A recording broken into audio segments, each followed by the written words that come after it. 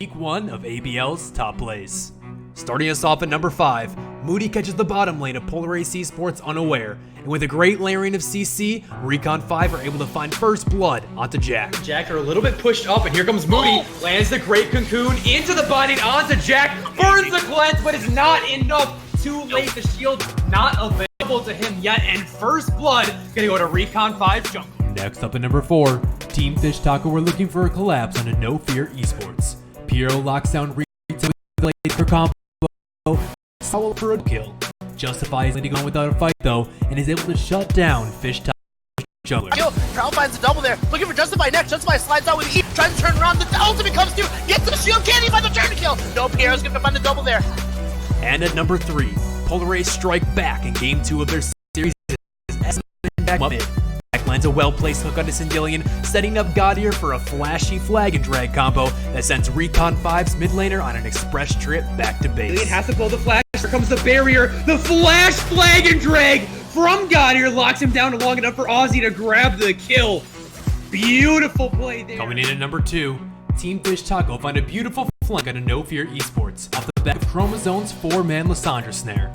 But No Fear stay true to their name and calmly cut away until finding the perfect moment to re-engage and turn around the fight. Everybody on the side of No Fear is gonna get back out. Actually, Kane's trying to get a kill down. He can't get one down. At the same time, we're seeing Prowl sitting in the Kindred ult, gonna go down from the Russell Stars. Look at the Kai's ultimate, gonna slide over on the side, and that is gonna be the pickup. No Fear eSports is gonna blow away Team Fish Taco in that fight. That is not the engagement. And finally at number 1, Polar Ace eSports catch out Sindillion's Aatrox in the jungle, but a reset on World Ender buys enough time for Recon 5 to collapse, and Sindillion charges for grabbing a triple kill under Polar Ace's turret. Behind with the rest of Recon 5 has joined.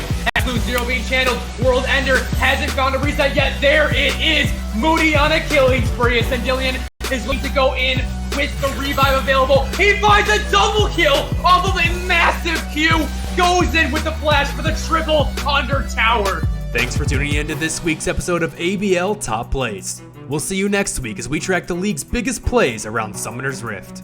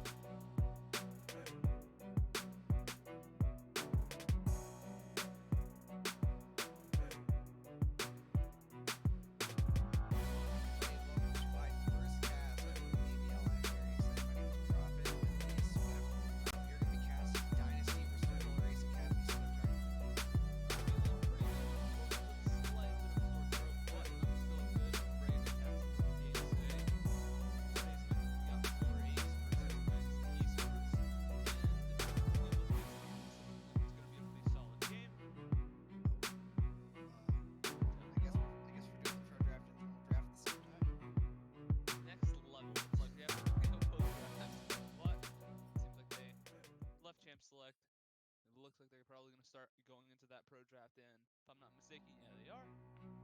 And it looks like Polar Ace is going to throw out the Morgana ban first. So yeah, Morgana banned out, and then Aatrox banned out. And Aatrox always been like a pretty solid pick. You can pick him either in the top lane or in the mid lane. He's typically been one of the better duelists in the meta right now. And then they round this out with Kha'Zix. We've also seen the Aatrox flex jungle too in some other regions. I really like Morgana ban as well. It really tries to lower down the pool of the flex champions, since that champion could go in support. Kha'Zix, Jhin, Raven, Yuumi, all really going away from those flex bans and going towards the jungle ban. And the Karma first pick here is really strong. We have no idea where that could go. Yeah, you can pretty much put her in 3 separate lanes. You'll probably be fine too. Fnatic, they're going to put her in ADC as well. Put her in ADC. It's like how they like just swap out the ADC, make him play support, see how it goes or something. Who knows? Throw in Well, something extra. Well, ADC in 2019. Looks like the Sejuani pick though, which also an odd flex pick, can be put in the top lane. I know TSM's been trying it out with Broken Blade up in solo queue, playing the Sejuani top. Yeah, I've had to play against that a few times, and it's actually incredibly tanky when she starts getting items. It just there's no way that you're gonna legitimately like be able to dive her without somebody else. And just the CC she provides on a team on her own, just being Sejuani, is already strong enough. Well, the biggest surprise to me is that they're going to pick the Sejuani very early and the Zoe, which are generally speaking two very obvious picks. They're not flex. And the Sejuani gets countered relatively hard by Trundle, and Polar Ace hasn't picked their jungle. They haven't picked their top lane. They could lock the Trundle here. They could even put it support if they wanted to. That would really screw over the Sejuani, especially if she wants that Aftershock instead of Hail of Blades. Yeah, Trundle's always just been known as like a staple, like picking to Sejuani just because you can just sap away her stats, especially when she gets Aftershock. It just works that much better for Trundle himself. Instead, they're opting in for an Irelia pick right now. Again, opting for a bit of that flex. She obviously doesn't have that damage reduction on her W anymore for magic damage, so typically I'm assuming they'd maybe want to go for somebody maybe in the top lane, but at least from what I've heard, Irelia does well into Zoe just because it's easy to predict where she's going to come out from her ulti, so you can easily land your E if need be. And then they round this out for the first round of picks for Polar Ace. They pick up Gragas.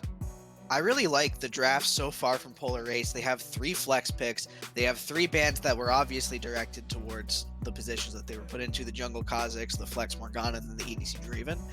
They keep the Irelia and they keep the Gragas. Would they pick the Irelia? That could be top mid, that could be ADC if they really wanted it to. Karma in the same position. The Gragas could go support, but it could also go jungle. So Polar Ace has put Dynasty into a position where they either ban the Yasuo, or Polar Ace threatens the Yasuo Gragas composition that has seen such a huge rise in pro play, because Karma can just go bot lane.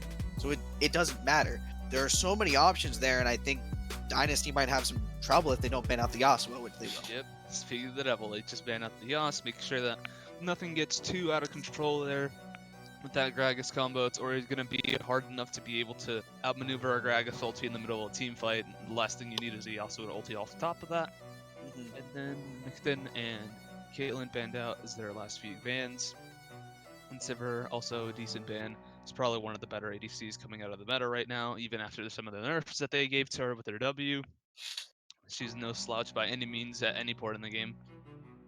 Yeah, and especially when you want to try to run, Kai'Sa might actually be locked in here. Kai'Sa's actually incredibly strong, especially when you ban out the Sivir, since Sivir can just take up a lot of the damage that Kai'Sa wants to deal out, and then wave clear the Kai'Sa out. But as long as that champion's down, the Xayah likely the pick, could be the Rakan as well. Yeah, if they want to flex that out, you can definitely do it. Yeah, just as we were talking about lots of flex, we can probably, more than likely, you could see the Karma in the top lane. Irelia mid need if they want to put it into a decent matchup for Irelia into Zoe, and then Gragas in the jungle. Definitely a pretty solid draft phase, I'd say. It seems like they got like most of what they wanted, minus the Yasuo potentially. Yeah, and I mean, I think Polar Ace played the draft incredibly well, where they picked the Gragas last, and then they know we either get Xayah Rakan, or we get Gragas Yasuo, or we get Sivir. You get one of them. So we force them to ban the 2 out, we get what we want, we're happy, and Dynasty will round out their composition with the Camille pick. Yeah, Camille, not that bad. She is decent in the meta right now. Like, you can pick like PTA or Conqueror depending on the matchup, and she can punish, especially with that whole Camille mid that some people have been trying out in Korea and other regions, it typically is used well to like just get early trades off and abuse how strong our early game can be. And so once again, both of these teams opting in for a few flex, like at least some flexes in this draft phase. I would assume that Camille's going top lane. She can deal relatively well with either Irelia or Karma, especially just because of her E. So Yeah, I yeah, think Polar Ace really wants to try to put the Irelia into the Zoe, regardless of where that Zoe's going, because the Irelia 9 out of 10 times is going to win that matchup, just as long as she doesn't misplay, she doesn't get killed early, because her all-in potential and her ability to dodge the bubble against Zoe is insane. But the Camille into Karma is where it gets really deadly, because Camille's all-in potential onto Karma, who does have the root, she does have the shield and the walk-away ability, but Camille can bully the hell out of Karma, she can force her out of the lane, and that's one of the biggest strong points, I think, for Dynasty. yeah, they have to play like both these respective matchups really well if they want to get any sort of advantage off of them. Like as you said, you have to either force Polar Ace to make a mistake in these matchups, or they just have to hold their own. Because like even if like Camille's able to jump on top of Karma, if like Camille's like one of those champs, if you mess up like one or twice in lane, that lane is gonna start becoming like 10 times harder than it should be. And Karma is, I guess, known for just punishing laners that can't play the lane properly, just because of how much sustain she possibly has and how much movement speed that she has in her kit. Mm. So yeah, as we suspected, Karma in the top lane and Camille picked into it. Definitely probably one of the better champs that you need if you want to get on top of somebody with Camille. And then Sejuani and Gragas in the jungle. You know, as I'm talking about the Camille into Karma composition, I realize that what I'm actually talking about is Camille into AP Karma. What I'm not talking about is Camille into Tank Karma, which Yeah. is more or less what we're going to get here. And after an item or two is super Karma focused, unless Camille can manage to lock her down and get the Conqueror off to get the true damage. But if she can't do that, then Karma's just going to sit on the other side of the lane and auto attack her to death. And that gets really tough for Dynasty, because if that's the situation that we get into, they don't really have an easy winning lane. They have the losing lane in the mid lane where Irelia should stomp the Zoe. They have the losing lane eventually in the Karma Camille composition. So they have to try to get the ball rolling either in top lane early or protect that bot lane against the Xayah Rakan, because Polar Ace got a pretty disgusting composition in this draft phase. Yeah, I'm keeping my eyes on the Zyracon bot lane. They definitely need to execute this out pretty well and get this Kai'Sa behind, because Kai'Sa right now in the comp she's in, I wouldn't be complaining. I mean, you have a Lux probably with the best support right now, just because of how Aftershock works and how Shield Max is just incredibly strong early game.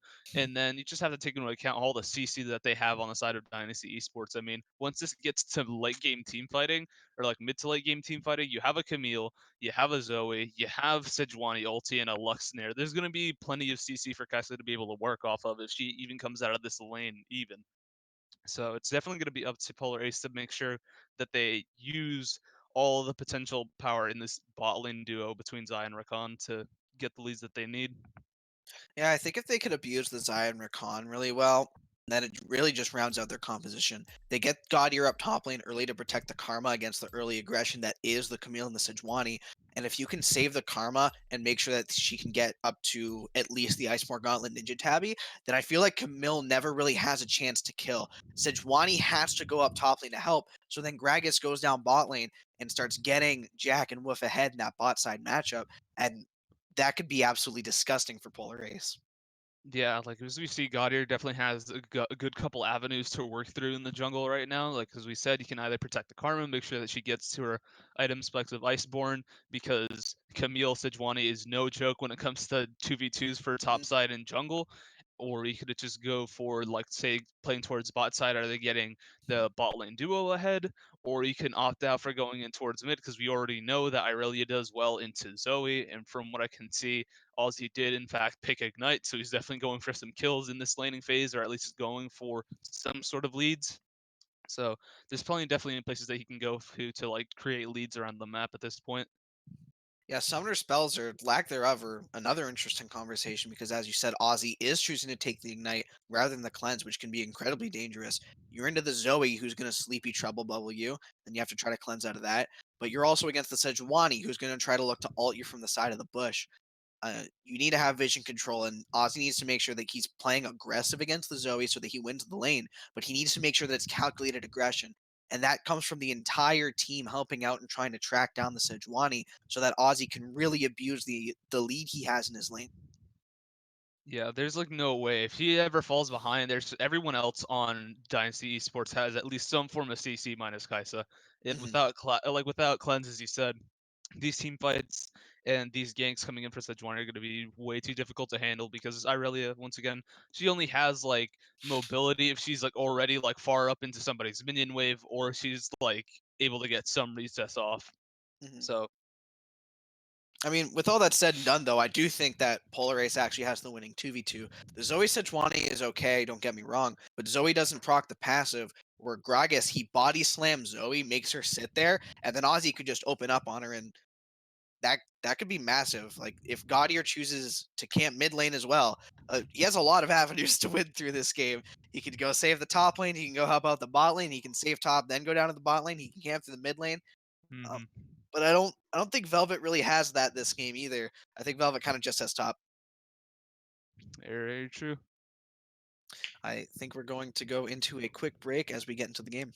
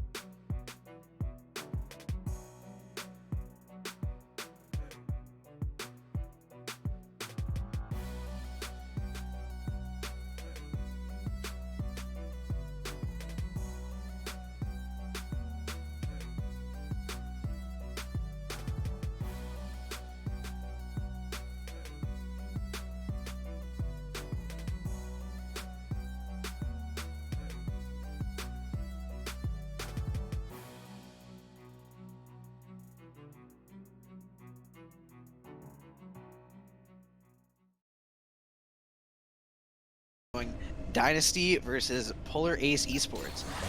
So before we begin the cast, I'd like to remind everybody that if you're enjoying what you're watching, remember to donate, subscribe to the stream, because all the money comes back to the production crew so that we can try to make everything a little bit better. You know, We might do something different. We might do something new. Or we might just give all the money to the casters so that they cast more. Hey man, anytime I'm getting paid, it sounds good to me. So, either or, yeah, it definitely helps out anytime you donate. Shout out to our producers, Nick and Audio. They're constantly trying to make the stream a better place for all of you and us, labor laws, etc., etc. But with that, we're coming into the first game.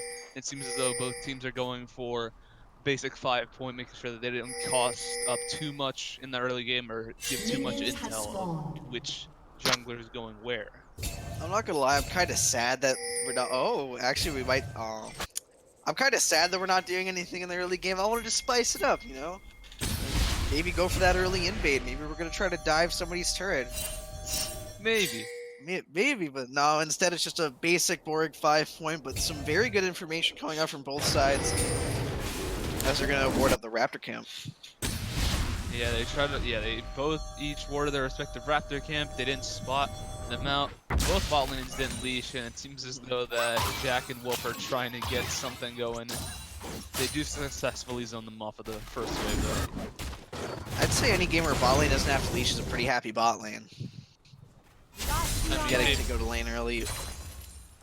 Even if I get to lane early, there's a 50% chance that I don't get all 6 minutes. So it's like so-so for me anyway. It's also a 50% chance that Freeze Man gets half chunked, and there's a top lane gank at level 2 as Escam, he's getting ganked already, and there's the slap down. Rat with the first blood, and that's exactly what we talked about in Champ Select.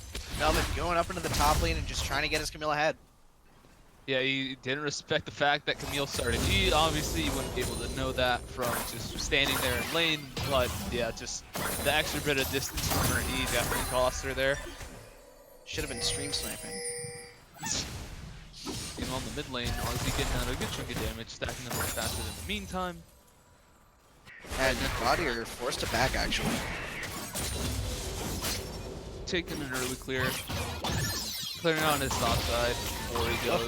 In the mid lane, Kessler getting the Sleepy Trouble, bubbling the auto attack, and Wolf's gonna have to go right back down to bot lane. Yeah, taking a good chunk of damage for his troubles.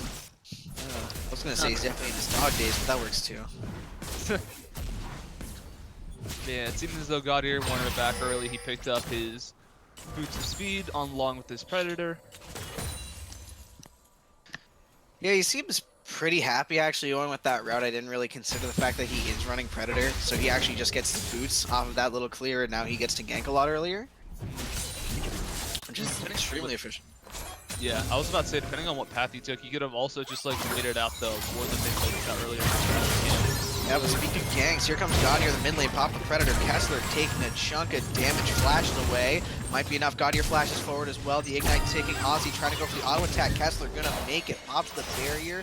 And there's a Dark Harvest stack for him on the way out. Good use of sums, but both sums used for both the mid laners on top of flash coming out from Gaudier. I'd say that's an absolute win for Kessler, but we'll have to see later on. I completely agree. Not only did Gaudier pop his flash, but he also popped his Predator, which he took a not an efficient jungle route just for that gank, but Kessler playing a little bit too aggro. He says, man, I'm getting that extra minion and you're not gonna stop. I don't know about that last part. He definitely got that extra minion, but I think he got stopped. But up at the top side might be a dive. Will not be the RW coming out from the Karma. And there's the stun to make him back away.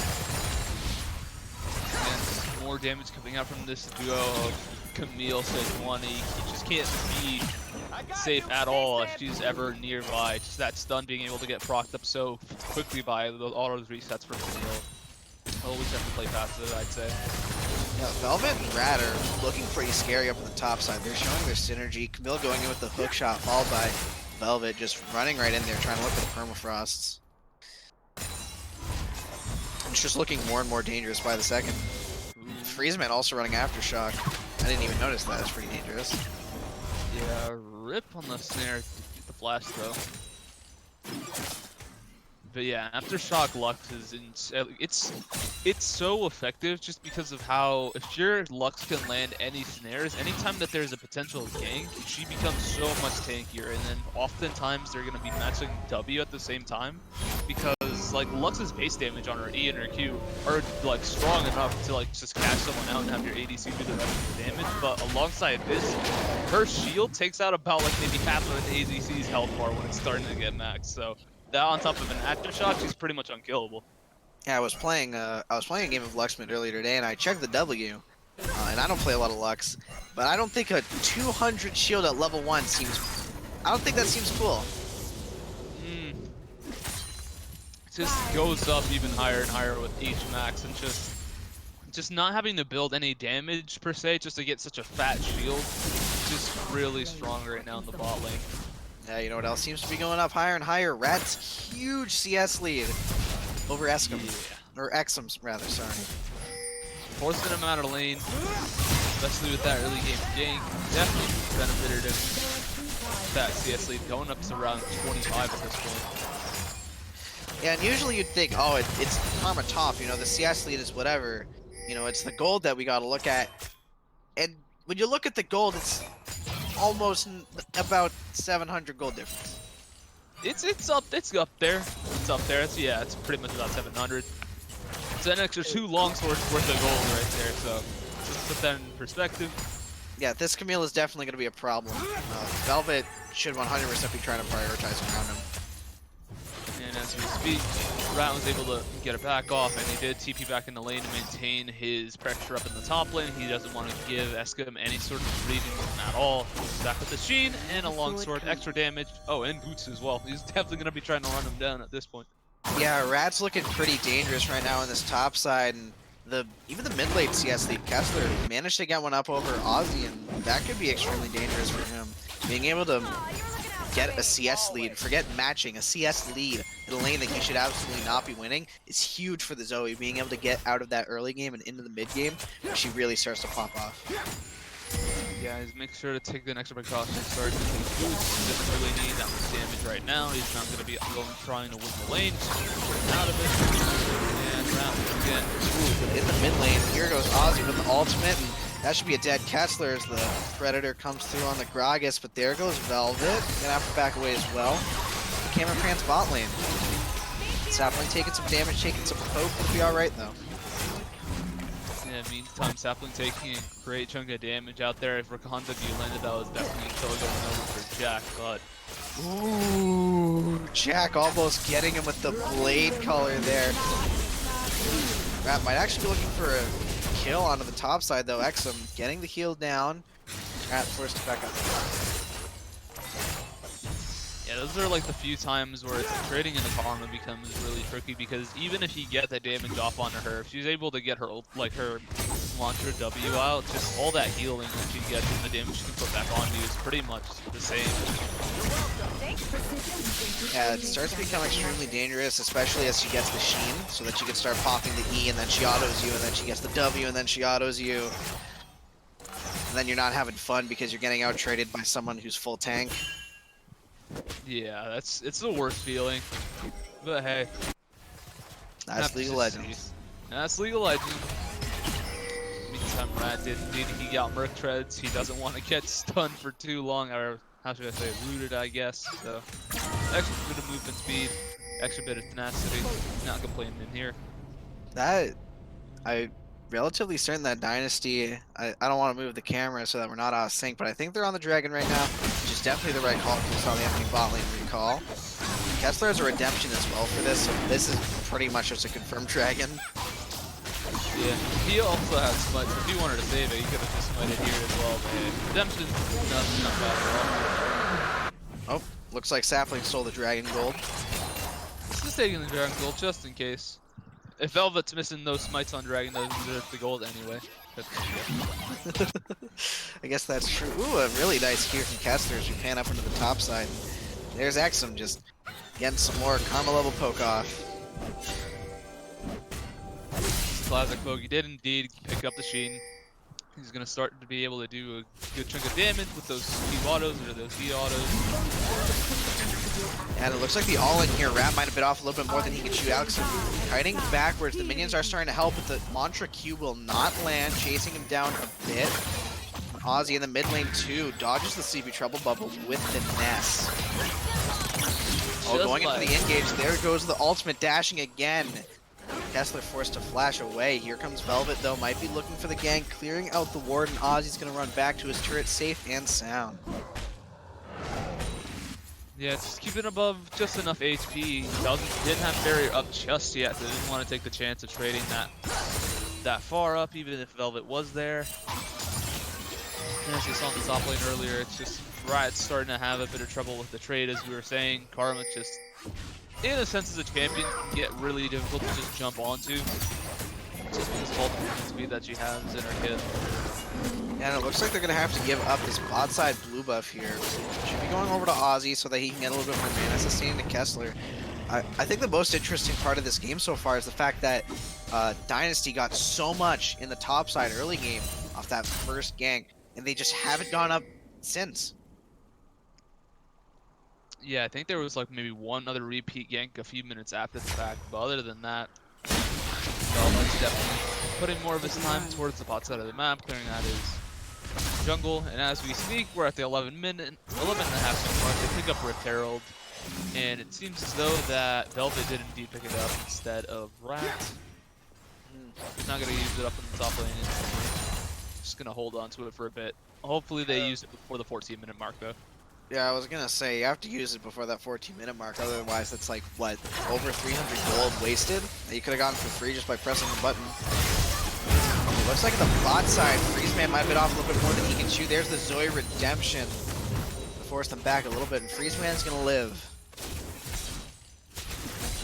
Yeah, good set of HP. Definitely got the exhaust off of Freezeman. Freezeman, no need to flash. So I don't see it as that bad of a trade. Some for some. And you're kind of like that Upside. Going down onto Exum, getting some trade off. I'm not sure what he's trading for. I think he's just trying to keep Exum off the CS. Quite possibly.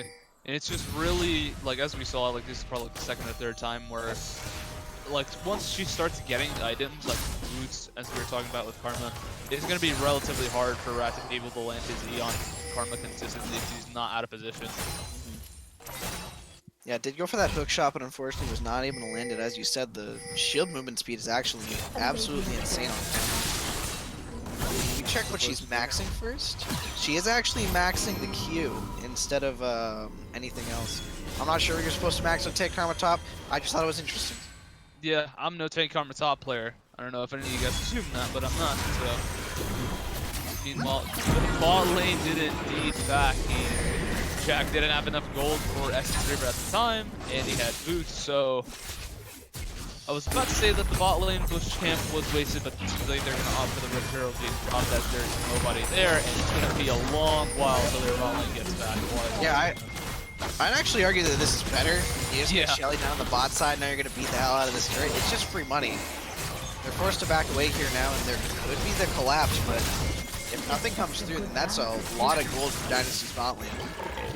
Yeah, 4 gold plates worth of gold coming over to 3 people, and I don't think, Goddard's not going to be able to make it in time, even with this Predator, to land that.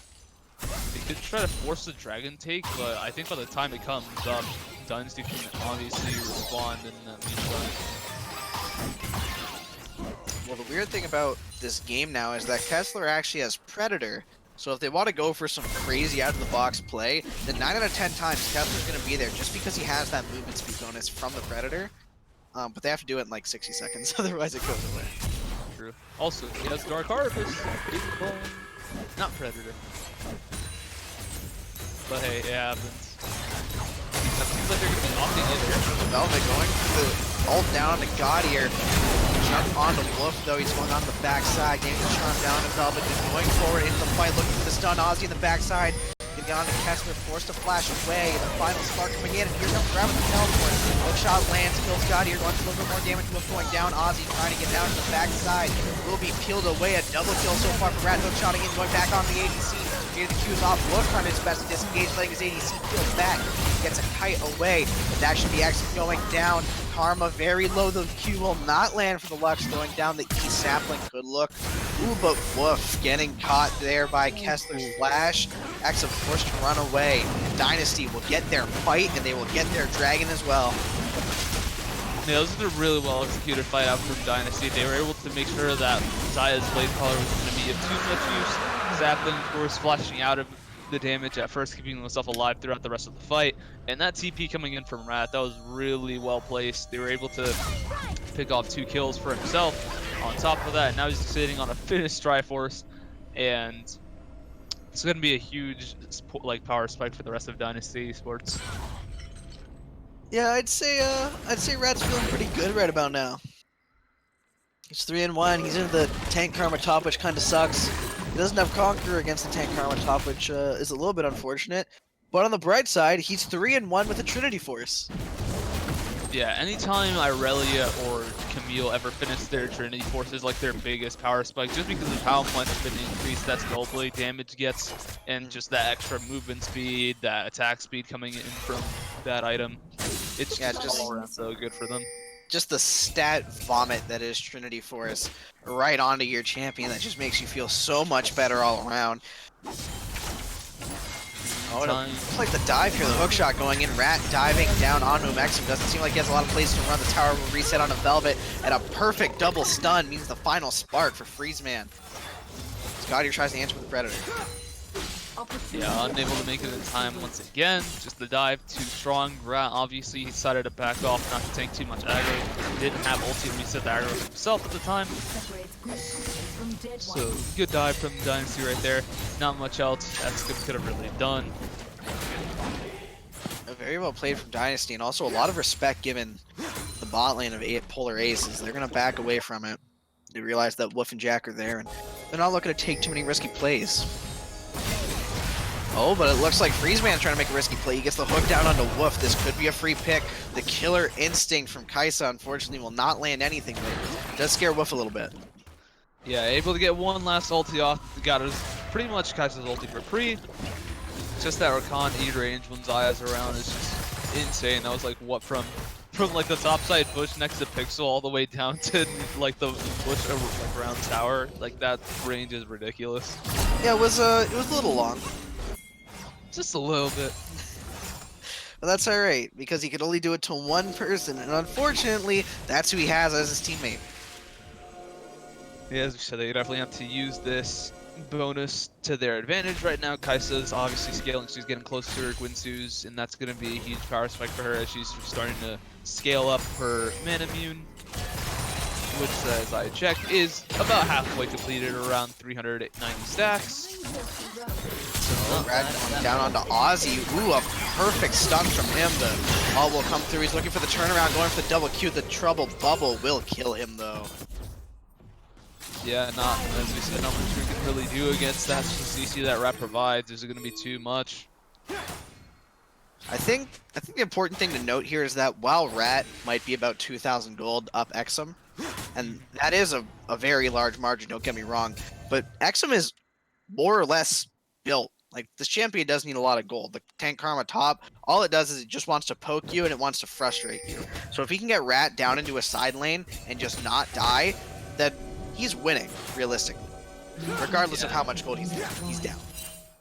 Yeah, both of them have TP. It's definitely going to be up to Rat to either make sure that he finds a way to kill Escom in a side lane or be able to execute dives and plays as we saw him do previously, like with that TP in the bot lane, or just whenever Sedge comes and ganks, or they can initiate a team fight in another lane. That could definitely be their course of action coming into the rest of this game. Yeah, quite frankly, Rat has been playing absolutely insane this game. That teleport bot lane was really good. The top lane dive was really well coordinated. The first gank was also really well coordinated. I think if Dynasty can keep this up with Velvet and Rat playing around each other, they can definitely be extremely strong in this game, and keeping Rat alive is very crucial. Yeah, the gold leads come up to about 4k. Tower difference only about 1. Meantime, Sleepy Couple does land that damage. Yeah, Kessler's getting a little bit up there. He's about to finish his Zonias as well, which is very important when you're into the Irelia Zoe.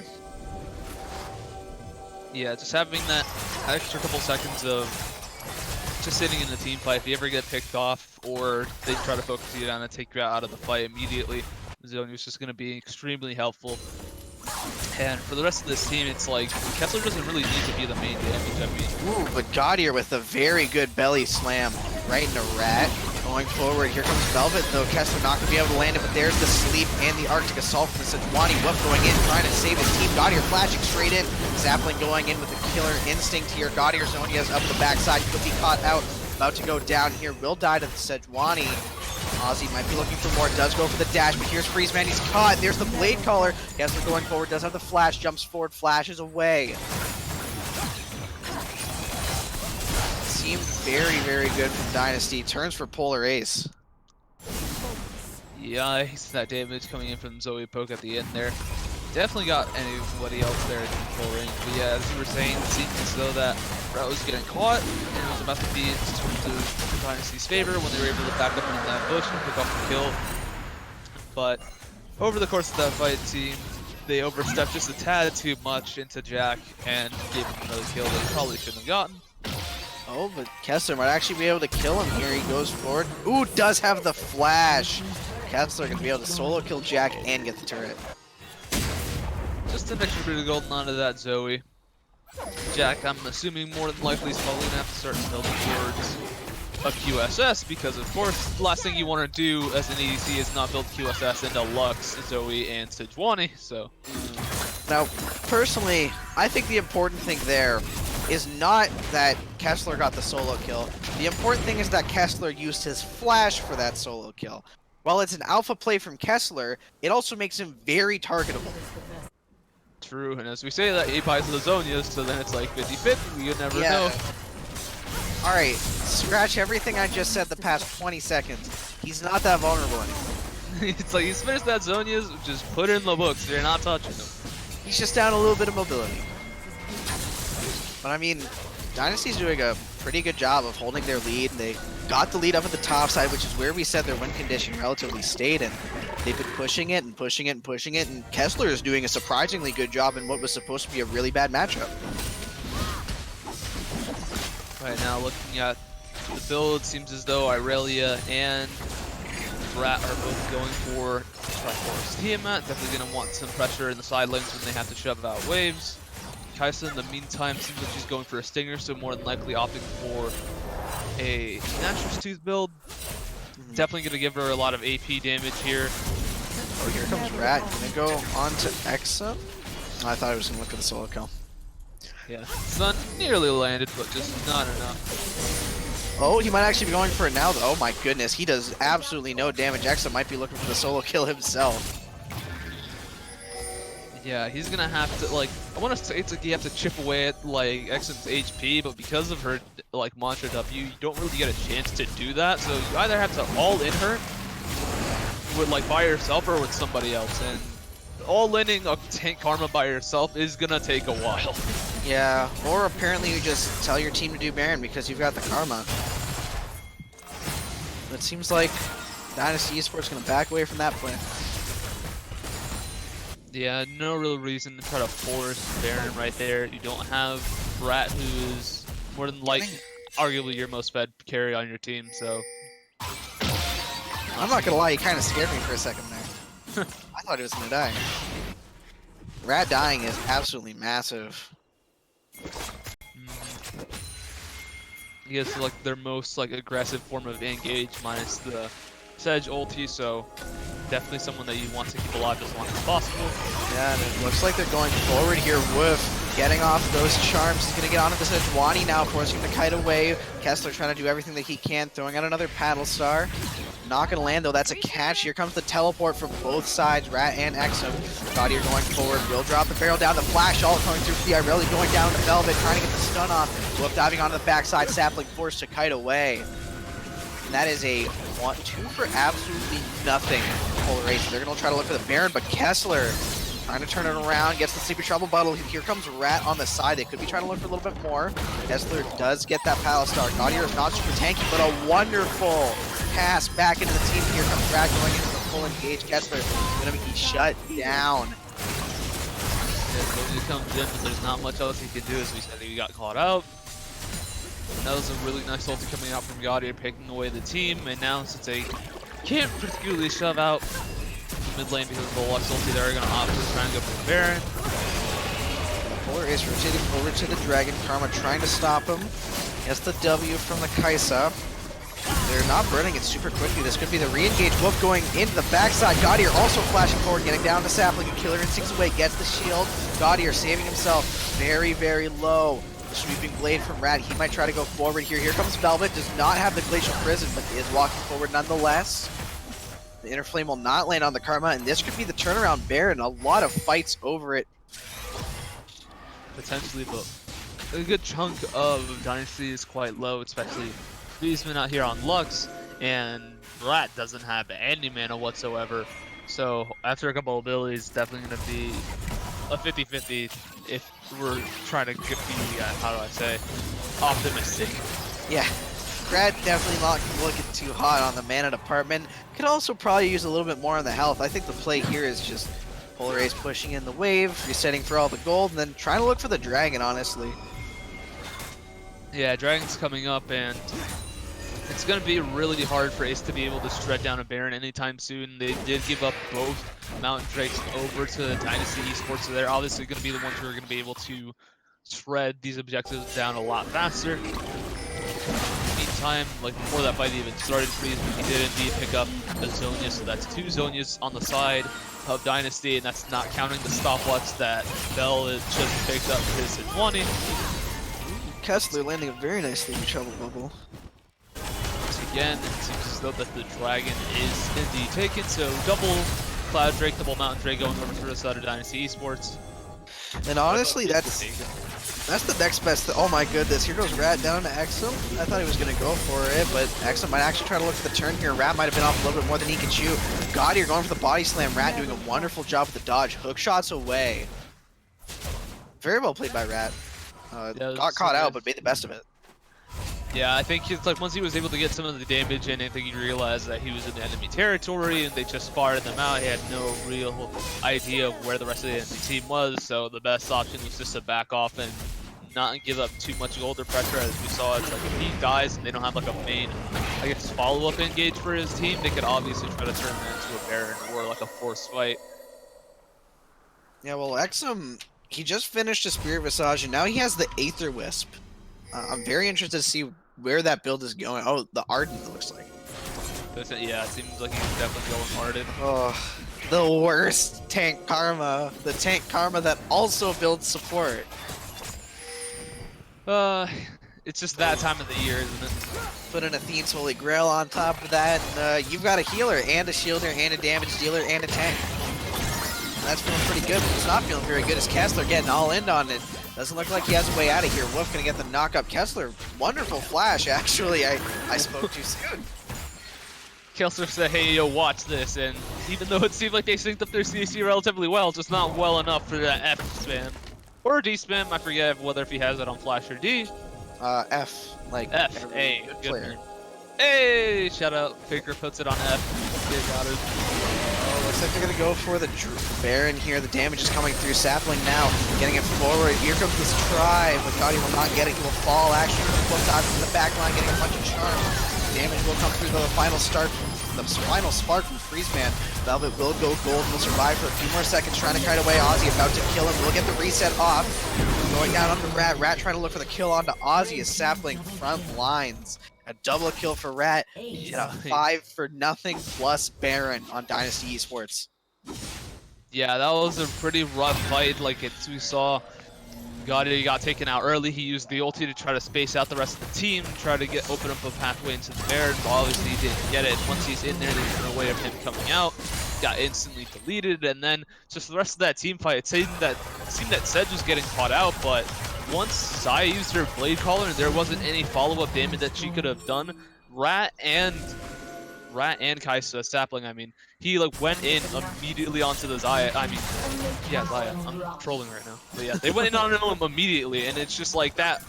That's like kind of like Xayah's downfall, is that if she ever uses E and someone can get on top of her, all she has is her auto attacks, and both of them coming in with shields, there's literally nothing that she can do once they're both on top of her. Yeah, Jack does not have an easy way out against this composition at all. Does not have a QSS either, and is instead fighting for the Infinity Edge. Looks like he should have the gold for it after this wave. Yeah, he needs to get out as much damage as possible. I mean, your top laner is going tank on the top. He is building that ardent sensor for you, and then you have Irelia, who isn't a slouch in terms of damage at all, but obviously isn't as, like, you can't count on Irelia, consistent. Not really looking to her for DPS by any means.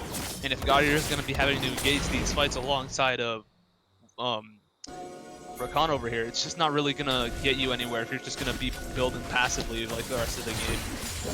It's just really hard, especially with this Kai'Sa, who's already at 4 items. I mean, she's building AP. She's not even worrying about the AP damage split at this point. Just having a good 4 item. Here comes Velvet going forward. Sapling as well. Does pop the Killer Instinct. Might have been a little early, though.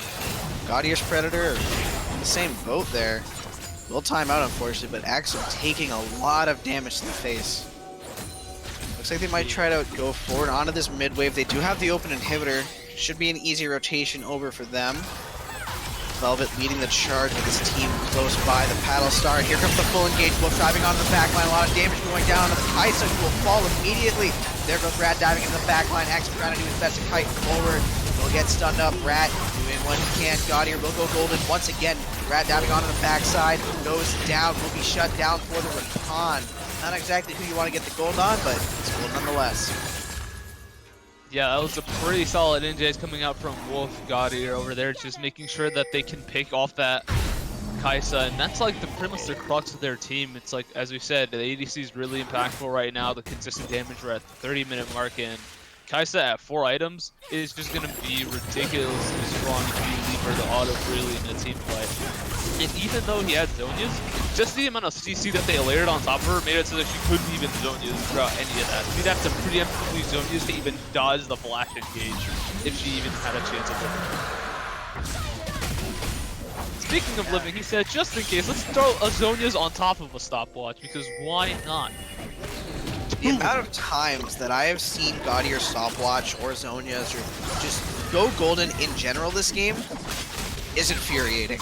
I'm completely honest, I have watched this guy go Zhonya's probably 5 times, and every single time I've wanted to cry because he's been dead, borderline dead, or full health, and he just Zhonya's to dodge some damage, and it's so annoying. From not just from a spectator perspective, we don't have to face the repercussions, but these guys do, and it's got to be terrible for mental. And Freezeman not hitting anybody with that final spark also can't be too high.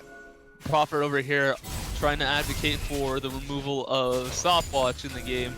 Anyone who's willing to support him, go follow him on his GoFundMe page. r/ZBeans. There you go. Oh man. So you can also find our affiliates at r/FizzMains as well. /Rengar mains, and so on and so forth.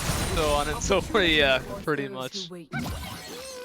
Looks In the like meantime, they're just pushing down the mid lane, trying to go and crack up an inhib, definitely opening up this game a lot if they can get these super minions going in, forcing somebody to at least stay and clear out these minions. yeah, and Dynasty, while they had the control before to do this, Kessler going in very close actually. Wolf doing a very good job. The engage going to Ozzy up the front line. Wolf going dangerously low. X trying to do what he can. Ozzy dying to Kessler. The very good Grag Assault. Sapling goes gold himself. No longer the Gragas will be in himself. Jack trying to kite backwards. Going down onto Rat. It goes golden again for Gaudier. There's the double kill for the Kai'Sa, popping off this fight. This BS panic kill, walking up onto Kessler. Will get Sleeping Trouble bump, but the Blade Caller will not be hit. The double kill, the triple kill for the Zoe. Turnaround pentakill, not possible. The turnaround quadra kill, very real. Wanting to go on to X and Kessler, running forward, does not care about the game anymore. Cares about the quad, and this should be game for Dynasty eSports. Yeah, as we said, it seems as though like they opted for more damage, and that just bit Jack in the butt there. Just having to walk in and face check into that Zoe bubble was his downfall there, because the damage is just too great for them. Almost turned into their favor, but honestly, a fantastic game for both sides. Yeah, it was a pretty solid game. Dynasty put up a hell of a fight, and then when they started to falter, Ace picked it up and started pulling up a hell of a fight. At the end of the day, though, the beginning lead consists and snowballs, and they do win the game, but Polar Ace, there's a lot to be said about that game and that Xayah damage too.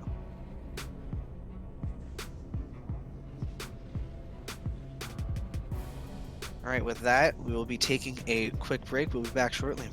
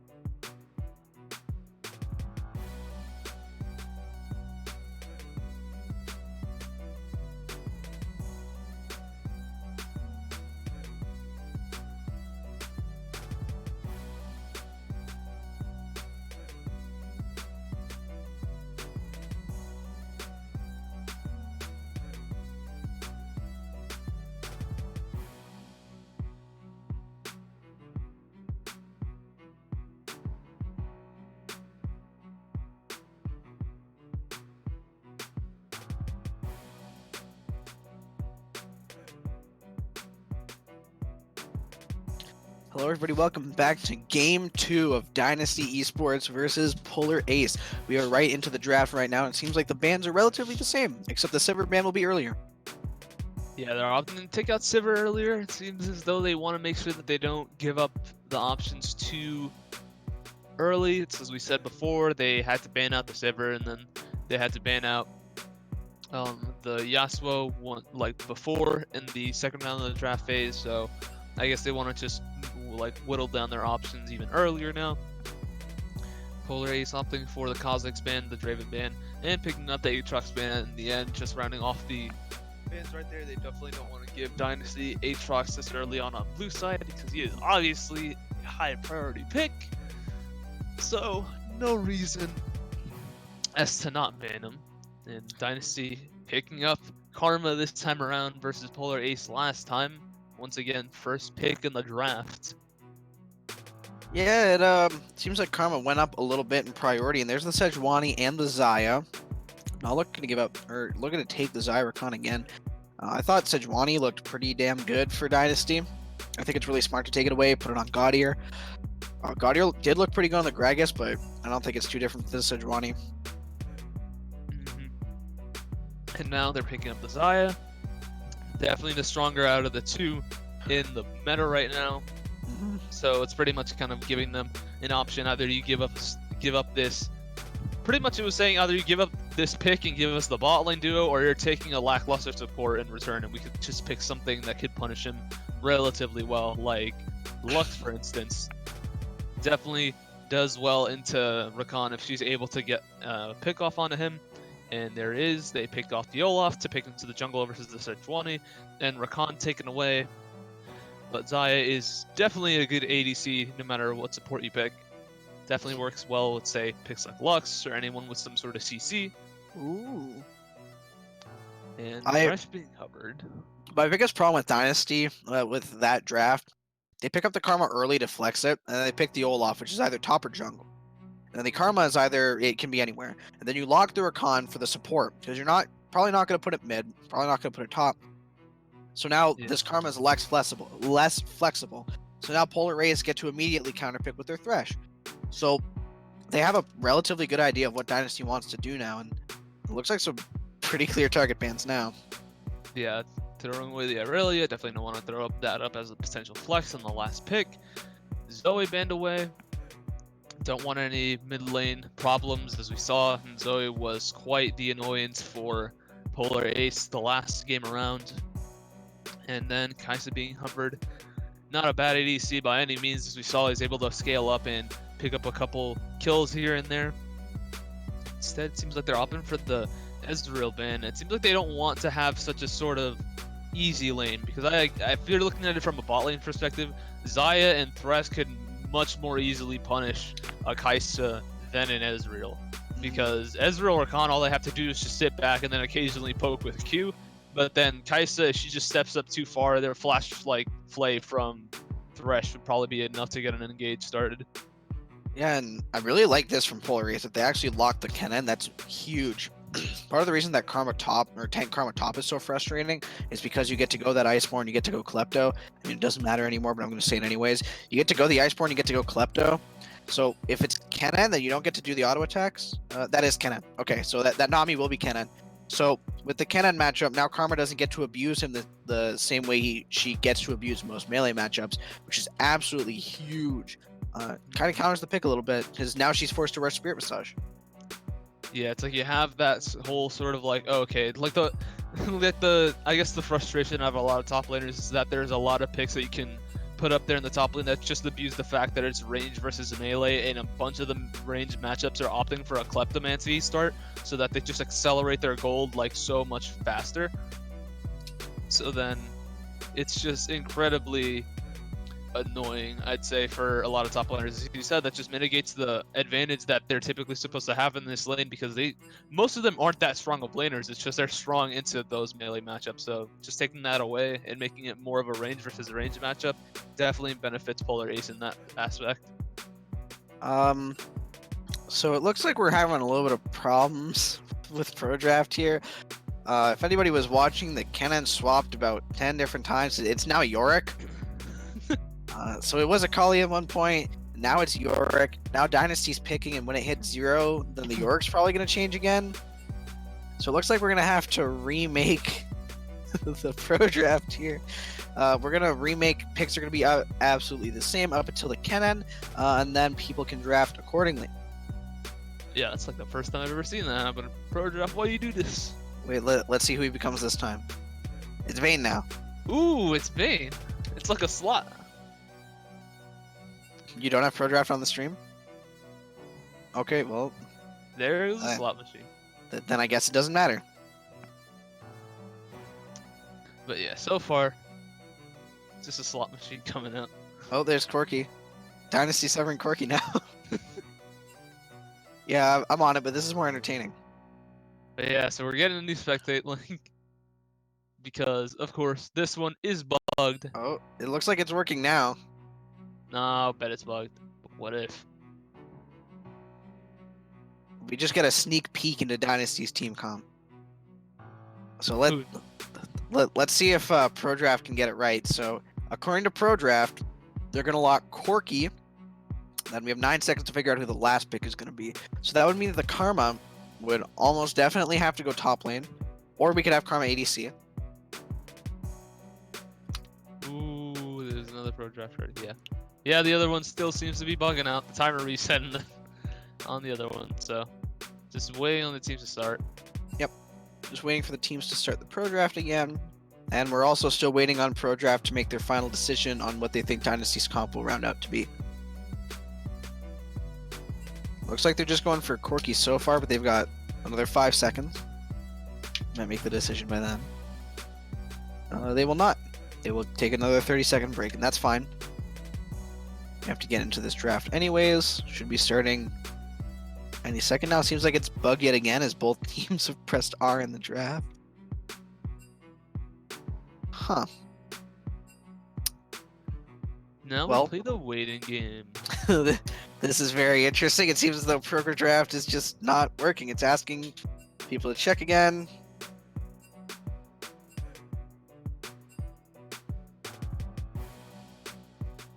Oh, it looks like they want to try to do the draft in the chat. Ooh. So last minute we're typing it out. Oh, they want Tristana Corky. So we were half right. The Corky's indeed one of them. Yeah, ProBuild was right. Okay. So it looks like they're going Tristana Corky as their last picks. So that rounds out Dynasty's team comp as Karma, Olaf, Rakan, Corky, and Tristana. So the Karma will definitely be in the top side, unless they want to put Corky top. And Polar Ace will round out their composition with Twisted Fate as their final champion. So from top to bottom for Dynasty, more than likely it's going to be Karma top, Olaf jungle, Corky mid, Tristana ADC, Rakan support, and for Polar Ace, it's going to be Kennen top, Sejuani jungle, TF mid, Zaya ADC, Thresh support. Now, the thing is, we think it's all over. We think all the champ select stuff is finished, but it's not. Because we still don't know whether or not that Twisted Fate is going to go for the more standard crown build of Rod of Ages and the Lich Main, or if it's going to go for the newer build that's been coming out of the Rapid Fire Cannon and the Trinity Force. Eventually. Yeah, coming into this game. My bad about that. Personally, I prefer the Trinity Force Twisted Fate. I think it's more fun. Oh, I think yeah. it does more. But then they're kind of lacking AP. Oh no, they have the Cannon. Yeah, they could totally do it. Never mind. Can totally do it. Get away with it. Start running the. But they don't have any rapid fire melees. That's a big problem for Polar Ace, is that they have absolutely no melees for Sejuani, because Thresh's auto attacks, regardless of how close he is to you, are ranged. So it's gonna be 100% on Gaudier to get his stuns off. So we're gonna see some attack speed Sejuani. I'd hope not, but I don't know. Halo Blades is not terrible. A lot of people run Halo Blades when they go up against the Trundle, so that they're not giving up the aftershock resistances as well. So it is doable. It's not the best, but it could be all right in a game where you don't have any melees. You Q in auto W, and then you get the stun, or auto W for stun. Some of the next level strats just being concocted here, but yeah, as you said, there's definitely no melees here on the side of Polar Ace minus Sejuani, so it's definitely going to be a challenge trying to get that ultimate off. I mean, that stun off from her passive on E, if I'm not mistaken. And in the meantime, it's like you have Dynasty, who is also going for like a similar vein where you have like no melees other than Olaf there. Not as punishing, but at the same time, it's just this game is definitely going to be one about like if someone gets caught out, they're just done for. Like both teams, I'd say, are like incredibly squishy minus their junglers. I mean, you have the Karma if she's not like she'll more than likely build tank, but she still isn't like the I guess tankiest out of tanks that you can possibly go for. And then you have Corki, Tristana, Rakan, and then Zaya, Kennen, TF. These guys are all like pretty squishy champs, so I think it's just depending on which team gets caught out more often than not, at least in these team fights. Yeah, and I mean, Dynasty does really have a much easier team comp to use. They have the frontlining of the Olaf and arguably the Karma Rakan, and they also have the Shields and the Ardent Sensor type champions from the Karma and the Rakan again. So they get to have these hyper carries that can absolutely pop off in the late game, and it seems like one of the biggest answers for the side of Polar Ace is the Kennen. So we're gonna have to see how XM can do this game. He didn't look fantastic last game. He looked all right. But if he can pop off on this Kennen, that could be absolutely massive for his team. Yeah, I'm definitely going to be looking forward to some of those counter ultis. If you can get Tristana or Corki and some of those, it's definitely going to be difficult just because of how much movement they have, like on their Ws respectively. Mhm. But if he's able to get a decent flank going, or if Thresh is able to make a pick, or if they overextend on an engage, Kennen can definitely put in some work coming these mid to late game team fights. Yeah, and I'm actually glad you brought up Tristana because for some reason I didn't think about it, but Tristana is essentially the counter to Kennen. Kennen's only way of playing the game right now is to alt flash or to alt proto belt in the middle of their team or somehow get in the middle of their team and alt. That's the point. He has to get into the middle of their team and then he has to press the alt button and he has to be there for a certain amount of time. Tristana presses the R button and he's no longer in the middle of the team for any amount of time because he's on the other side of the lane. Very, So very true. Dynasty did a really good job with this composition. They've got the front line, they've got the back line, they've got tanking, and then they have the cannon counter.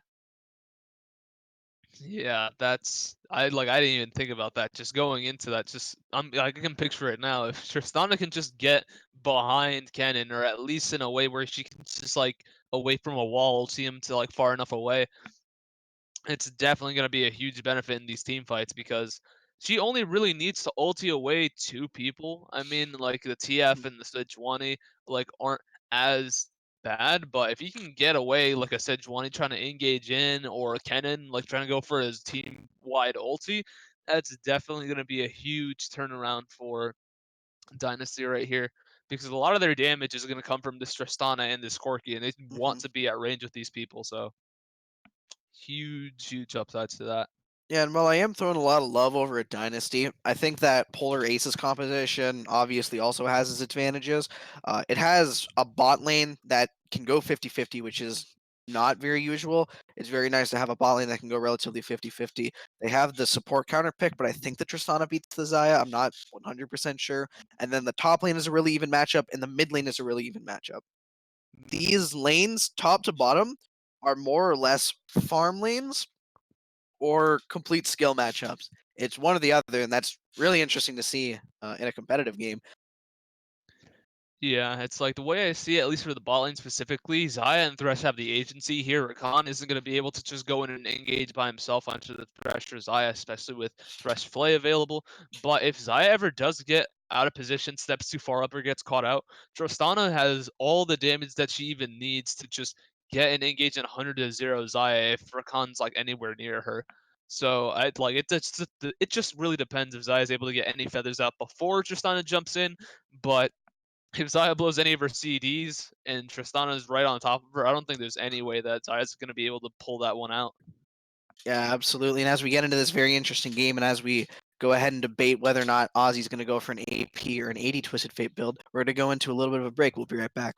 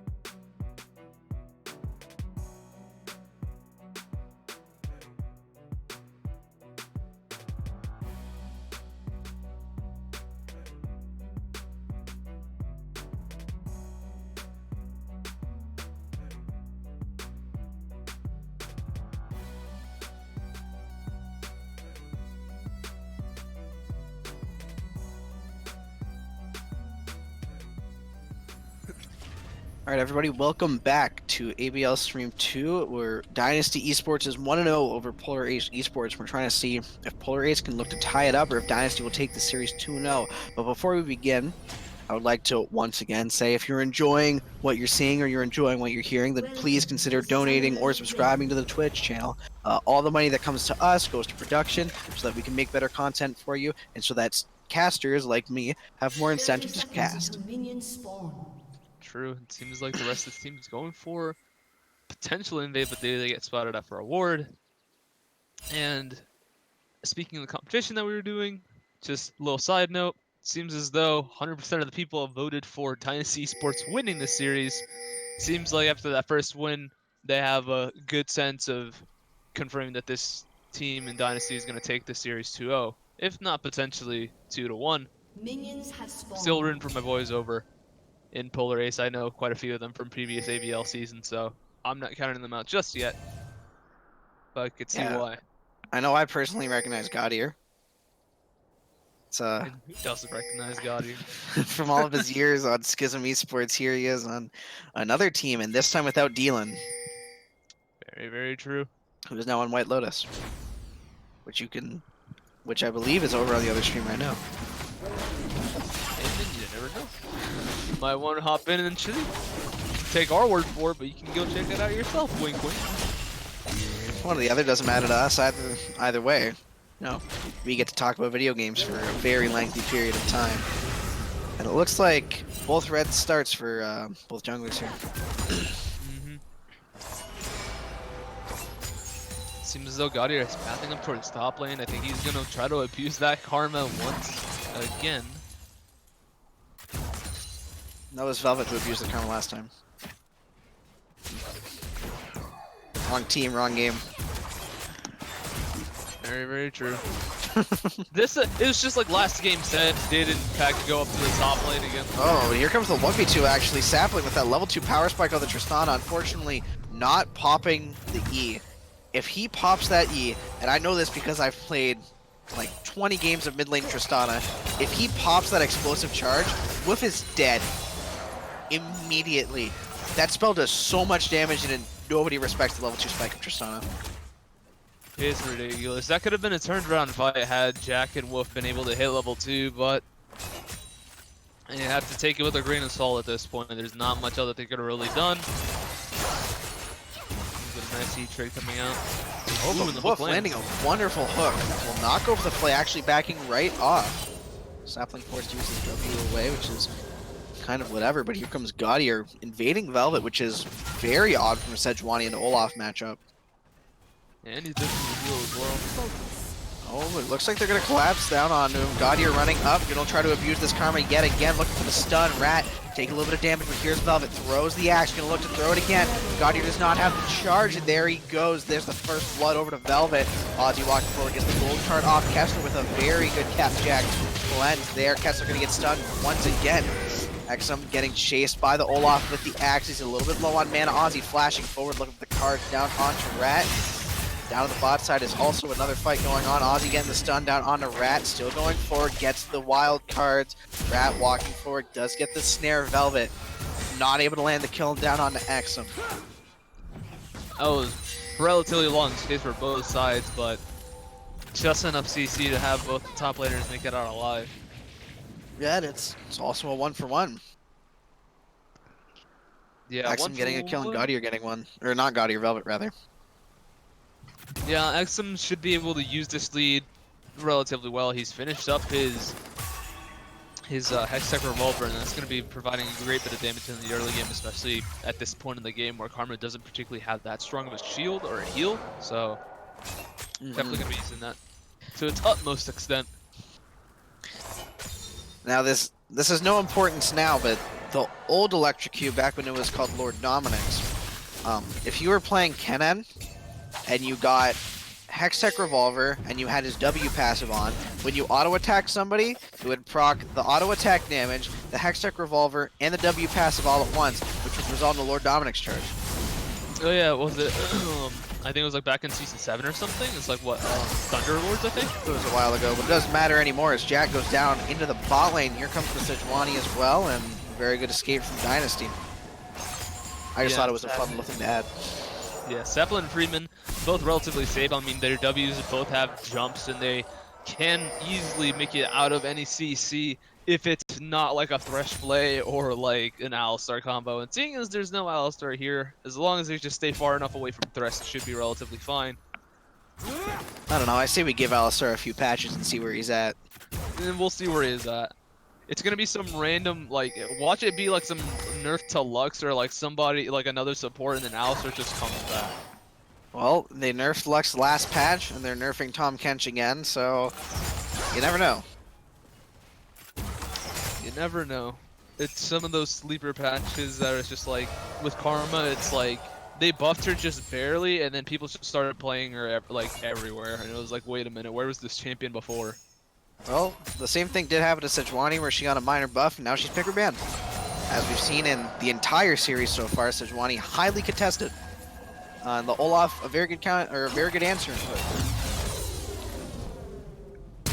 Oh, there goes the flash. Freezeman going in very deep. Velvet running forward. We'll get the slam down. Wolf gonna fall to the explosive charge of the Tristana. That's a very nice early kill for Sapling. Yeah, it's definitely gonna be not favorable at all for Jack. Doesn't have any sums, needed to get back as far as possible, but Freezeman out there being able to sustain himself. He did indeed take aftershocks, and once he landed that W, that guaranteed his safety pretty much throughout all that trade.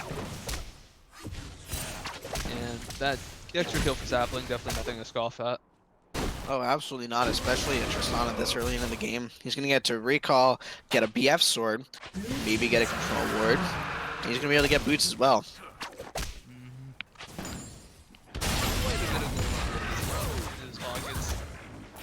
Yeah, he's definitely feeling pretty good. Jack feeling good as well, though. He did get the BF sword on the recall, and he's got his 2 biscuits. Thinking that biscuit life is worthwhile.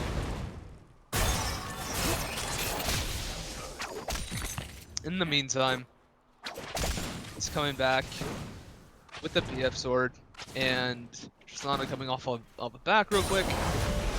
Oh, ooh. Aren't able to cancel the back. Let's see. I'm gonna keep an eye on what Tristana buys. He bought an extra dagger on top of his BF sword. Oh, I didn't buy the boots. I was so close. He did, however, buy the control ward. True. He could possibly have magical boots, which is I guess like the usual combo for a lot of ADCs when they take biscuits and stuff. Yeah, Just because of that extra gold is just so beneficial. And then half the time, whenever it's like someone tries to like say not go magical boots, oftentimes they're not gonna have the gold necessary to buy the boots at 12 minutes. So it's better to just have it for free anyway. I completely forgot the magical boots were in the game. I mean, hey, it's like sometimes it happens. Like, man, why does this dude not have any boots? And then you look back up at like the scoreboard like a minute later, and it's like, oh yeah, magical boots. Or it's 10 minutes, and you go, hey, why does this dude have Zanyas? And you go, oh yeah. True. Oh man, what was it like when Zonya's was like at 6 minutes or something? That was rough. Well, what's even more rough is dive down to the bot side as Gaudier with a very good read on that Glacial Prison. Freezeman able to get away. That's actually got to feel a lot worse than the Glacial Prison. And Velvet not making Ozzy feel too good either. Throwing down the axes, Rat flashing forward with the Mantra Inner Flame. And that's the kill for Velvet. Velvet definitely making out of the work that he got from that extra kill in the early game and punishing Ozzy for stepping too far up. Ozzy once again taking the Ignite, not Cleanse or any other defensive sum. So he's definitely going to get punished a lot worse than he could have been if he took TP or any other sum. Oh my goodness, here goes the Tristana getting engaged on the play to cancel out the rocket jump and Jack getting another auto attack. That was really weird of both Sapling and Freezeman. Sapling walks forward, Freezeman walks away. Yeah, that was, other than that was really well executed out there from Wolf right there. That should not be a fight mid, and Kessler, yeah, Kessler's just gonna walk away, alright. I got concerned. I thought they were gonna try some weird stuff. Yeah, that was like that was such a good combo out there from Wolf. Like Jack was able to pull out the root, open up the hook for Wolf right there, and they just lured the CC like just perfectly to make sure that Sapling wasn't able to get away at all.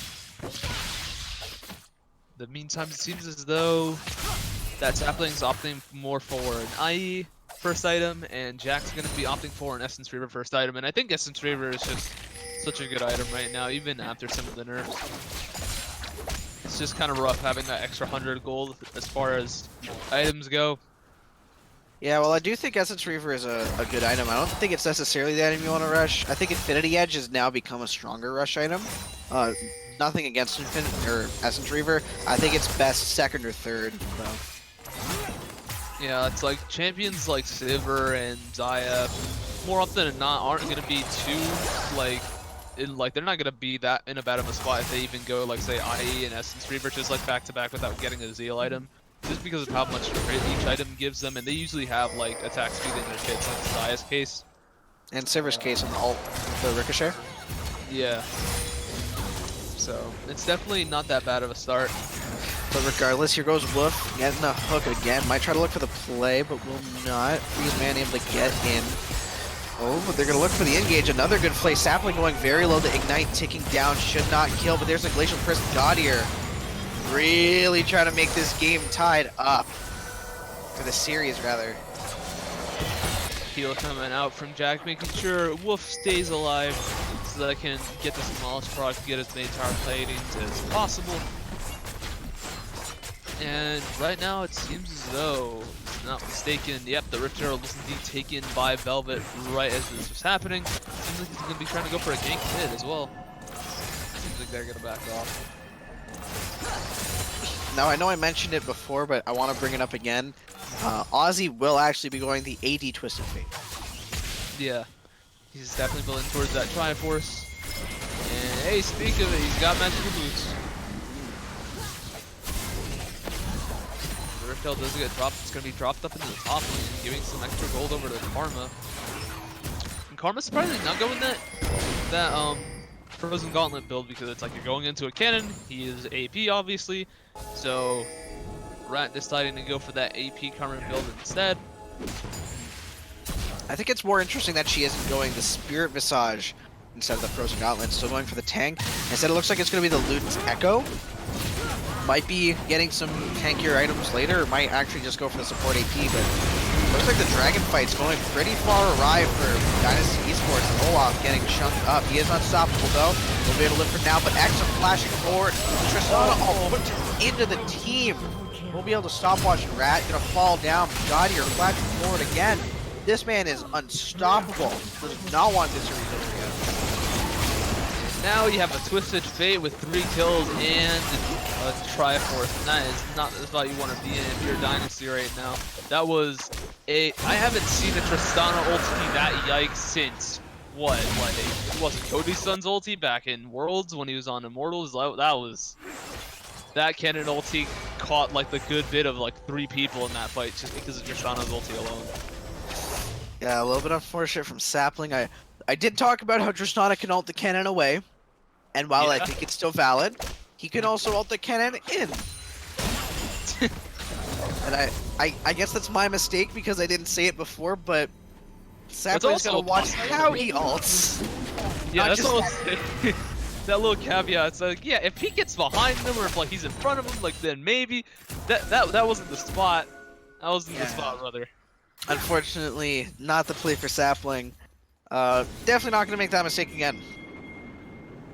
Hopefully not, for the sake of Dynasty. That gave a lot of gold over to Polar Ace right here. They both matched up with 1 Mountain Dragon each, so neither team's going to have too much of an advantage when it comes to taking objectives comparatively.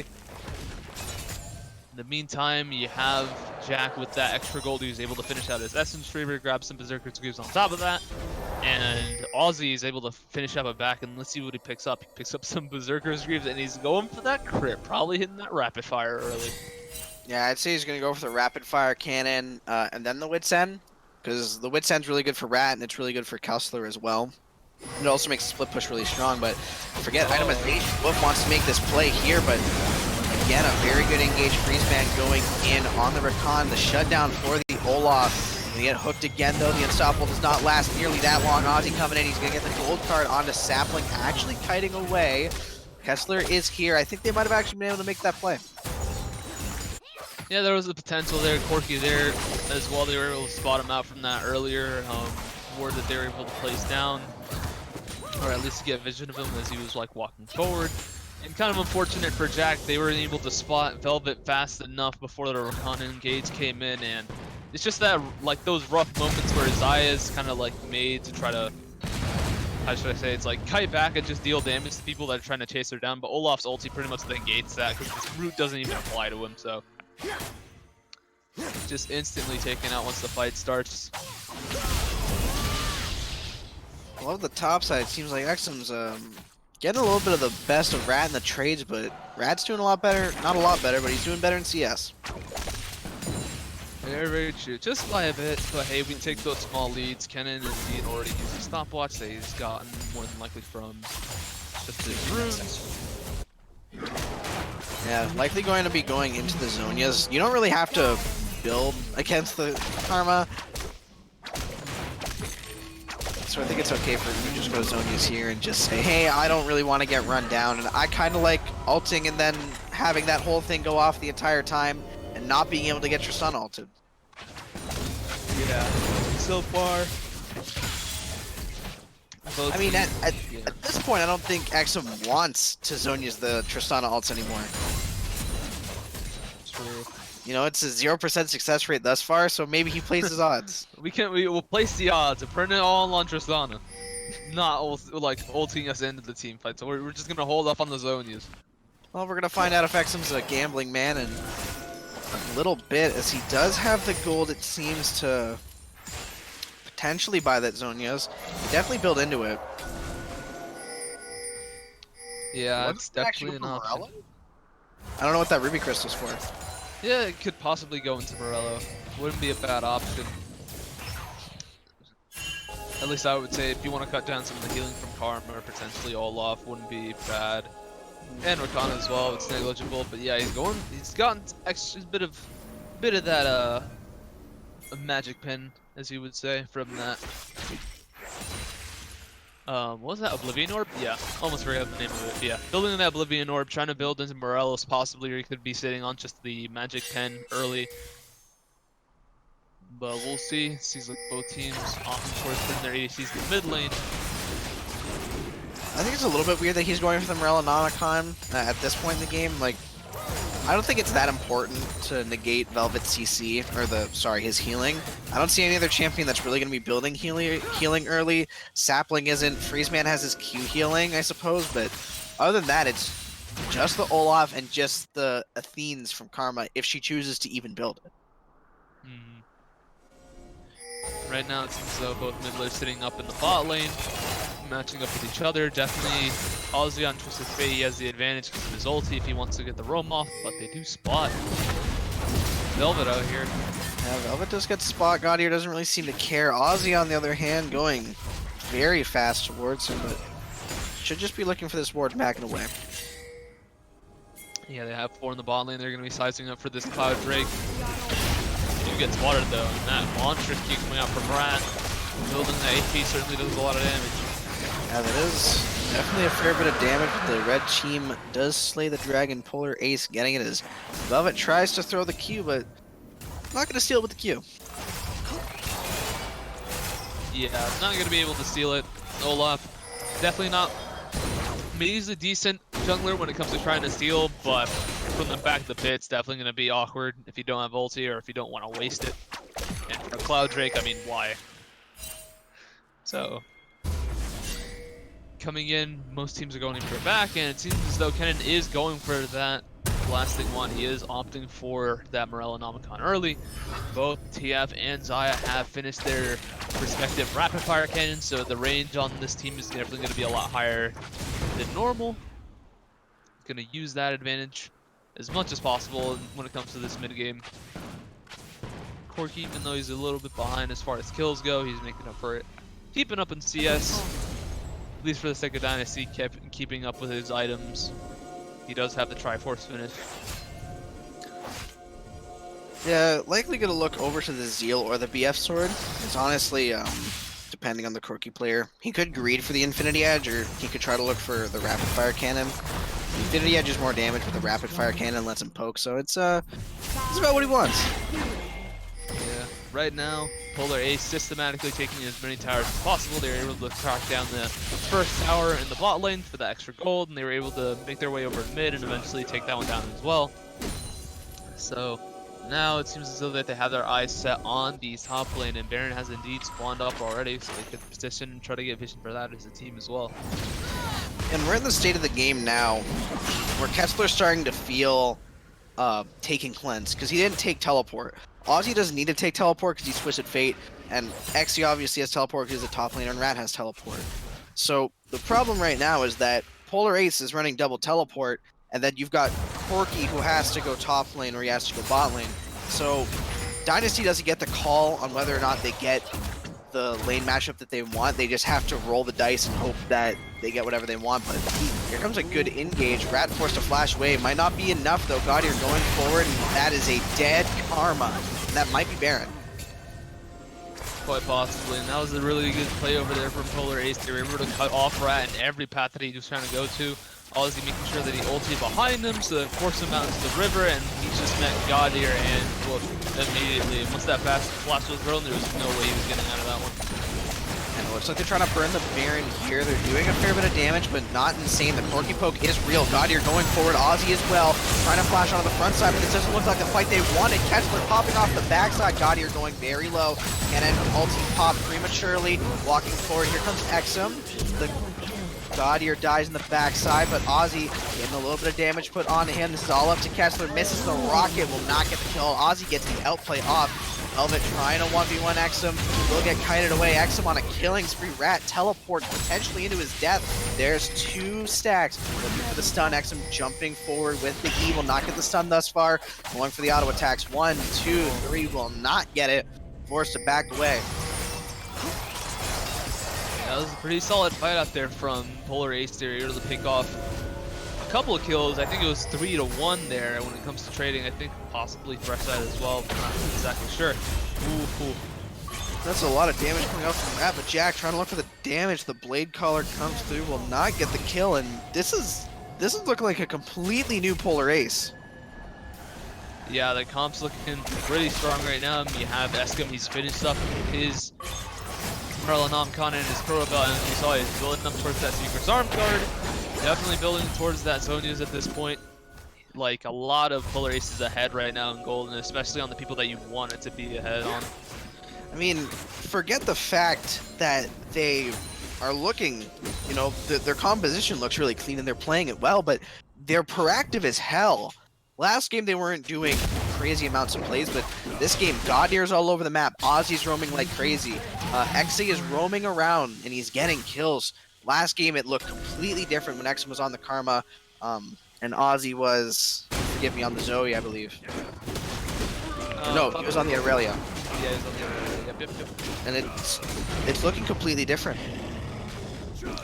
Yeah, I think with this comp, they have like a bit more of agency in the lanes that they want to have it. I mean, Eskim, like, that was a pretty solid pick in the Karma, having that like range versus range never failed, especially in the top lane. So just having those early game leads in these lanes is definitely helping them out, close out into getting all these objectives that they were missing out on in the previous game. Because at least like right now, they're getting these dragons uncontested, and that was pretty much what Dynasty was doing in the previous game, where they had like 4 dragons to none at one point in the game. Oh, Exum might be getting caught out here. Here comes the jump on from Freeze Man.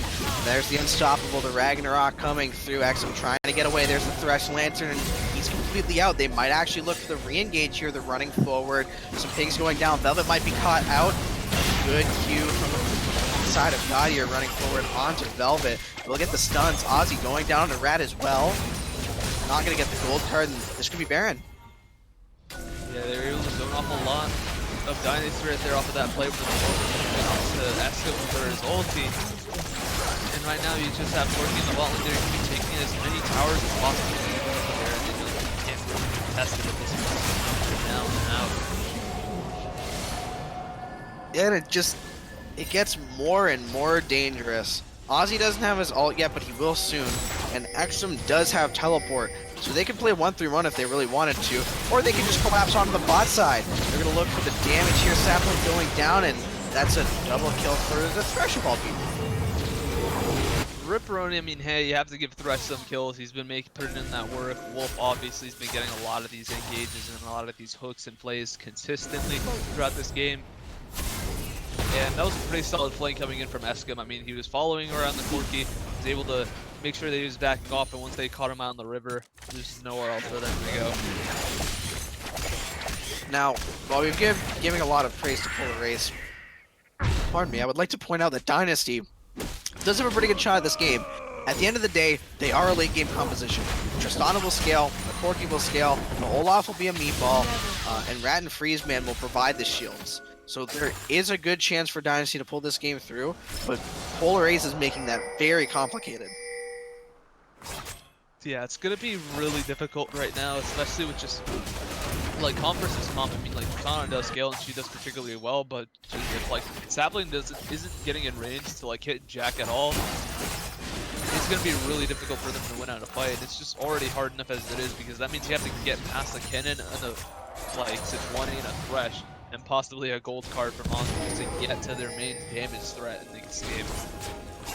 Yeah, and Ozzy, surprisingly enough, did actually choose to go for the Infinity Edge. Looks like they might try to go for the dive, but will not. But as I was saying, Ozzy is looking for a lot more burst damage and upfront damage rather than the consistent damage that you usually get from the Ginsu with the Wit's End purchase, which can be relatively greedy. Yeah, it's opting for that extra damage. He's sitting on that Necron hook, so more than likely he's going to be going for that Wit's End after the fact, but just having the extra crit damage, because you already have like enough attack speed coming out from that, like the Triforce and the Rapid Fire, might as well put that extra crit damage to work. And Jack not that far off on his IE as well. Sitting on the DF sword and pickaxe. It does get very dangerous. I believe he has the IE now, actually, as 1700 gold in the bank. So I think he has enough to recall and get that IE, which is a massive power spike that Sapling just does not have, as he's only finishing his second Zeal item now. Yeah, he's getting there. Definitely about even in terms of crit, but as far as damage output, I don't think it's close. Yeah, but there's a good hook. The Glacial Prison will not land from God here. Very big cooldown down. Yeah, right now they're just waiting to try to crack the face with this Baron buff, but Dynasty, no stranger to be able to landing poke out here with this Corki and this Karma. Yeah, it looks like they're just going to try to siege up in this top side. Ozzy is around me, look for a gold card. Trying to push the aggression down onto this top side, but it looks like everybody's resetting. They might try to recall and go for that Drake. Yeah, Dragon's coming up in about 40 seconds. Baron not going to be up for quite a while. Obviously getting as much towers and as much gold as possible is definitely going to benefit them in the long run, being able to set up a bit more vision towards that top side of the map to make Baron taking that much easier, or at least spot them whenever they were trying to rotate. So any towers at this point in the game are pretty solid towers, especially when talking about vision. As we said, we see that Jack did opt for finishing the IE, and he's going for some lifesteal. So he's not going 100% crit just yet if he wants to, but it seems as though he wants to just be able to sustain throughout these fights. I'm liking those crits onto that blue buff.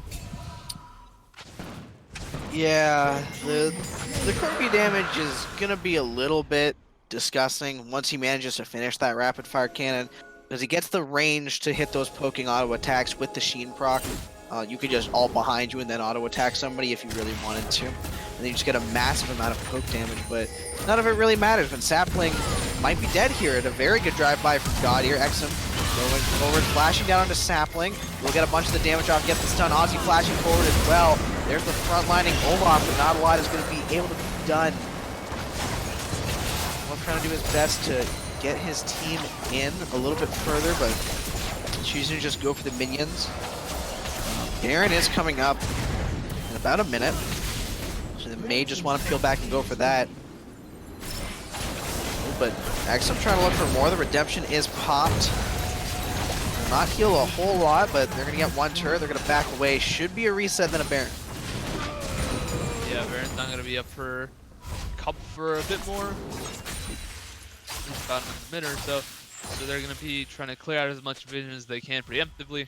It's coming up in about 40 seconds. Definitely enough time to back and start moving back into the Baron side of the jungle. the Dynasty, of course, clearing out wards in respect. Definitely don't want to get spotted out as far as their rotation goes up in the top lane. And there is Ozzy with a finished Wit's End. So right now, it's like your main carries if you're on the side of Polar Ace. Just having like that 4-item TF and a near 4-item Xayah is definitely going to help out in the long run. Just their damage and like having the blow Sapling, like they blew his flash earlier in that fight when they picked him off with the Glacial Prison. They're going to have a lot of damage, and there's not going to be that many people on the side of Dynasty that are going to be able to get on top of them. Yeah, and we haven't really talked about it much this series, but I want to take a moment and just appreciate the amount of control that XM has as far as vision in the bot side. It's being cleared out a little bit now, but a second ago, his vision control was absolutely perfect. There was not a person who could get to him. A fly could not land near him, and he wouldn't know about it. And it just allows for this split push comp to really work well and advance him forward so that they can pressure the Baron even further and get a good TP flank. It looks like they're going to go on to Freezeman looking for the play. Here comes Gaudier walking forward. Freezeman diving in, forced to use that ultimate. Looks like he's going to have to back away though. Yeah, he didn't particularly use too much on the side of Dynasty eSports. It was ulti for both supports, but if I'm Polar Ace, I'd rather have a Rakan ulti just taken off the board rather than a fresh ulti, and with that, I guess they realized it. Baron might not completed, but Glacial Prison not landing down onto the Olaf. He's going to be able to flash away. That's a big cooldown for a big cooldown. But here comes Examon for the flank, a very good one at that. Freezeman taking a lot of damage. The Zonias. Ozzy goes godlike as he jumps in the back line, throwing out the cards, getting the auto attacks down. Jack throwing forward, trying to throw his own feathers into the mix. And it is a 3-0 for the side of Polar Ace. yeah, that was pretty solid pickup going off of that Baron. They were able to push forward to use Ozzy's ulti to get behind them on top of the flank from Escom. That was pretty solid engage there. They didn't respect the fact that Escom wasn't even there at the start. Performance is a bit late to that, I guess, return. The mid lane, they're taking out this turn, possibly getting the injured as well. Looks like they're going to be able to get that mid-side inhibitor and then rotate down to the bot. Ozzy is a little bit chunked. Yeah, they really get a tower and an inhib, backing off, getting as many items as possible. And now you have Kennen, Leo, and 10. Escom having his 4th item on top of his boost completed. And it seems as though Jack, unable to finish out a 4th item, but he is getting relatively close if I'm not mistaken. He's got Caulfields and he's got a Vamp Scepter, and I wouldn't put it past him if he decided to go for a Death Stance, which I think is an item that ADCs don't build often enough, but then again, it's a pretty hard item to get for a lot of ADCs. Yeah, he's sitting on about 900 gold right now. If he is indeed going for that, if he's going for that Death Stance, I think he needs about 600 gold more, and then it'll be good.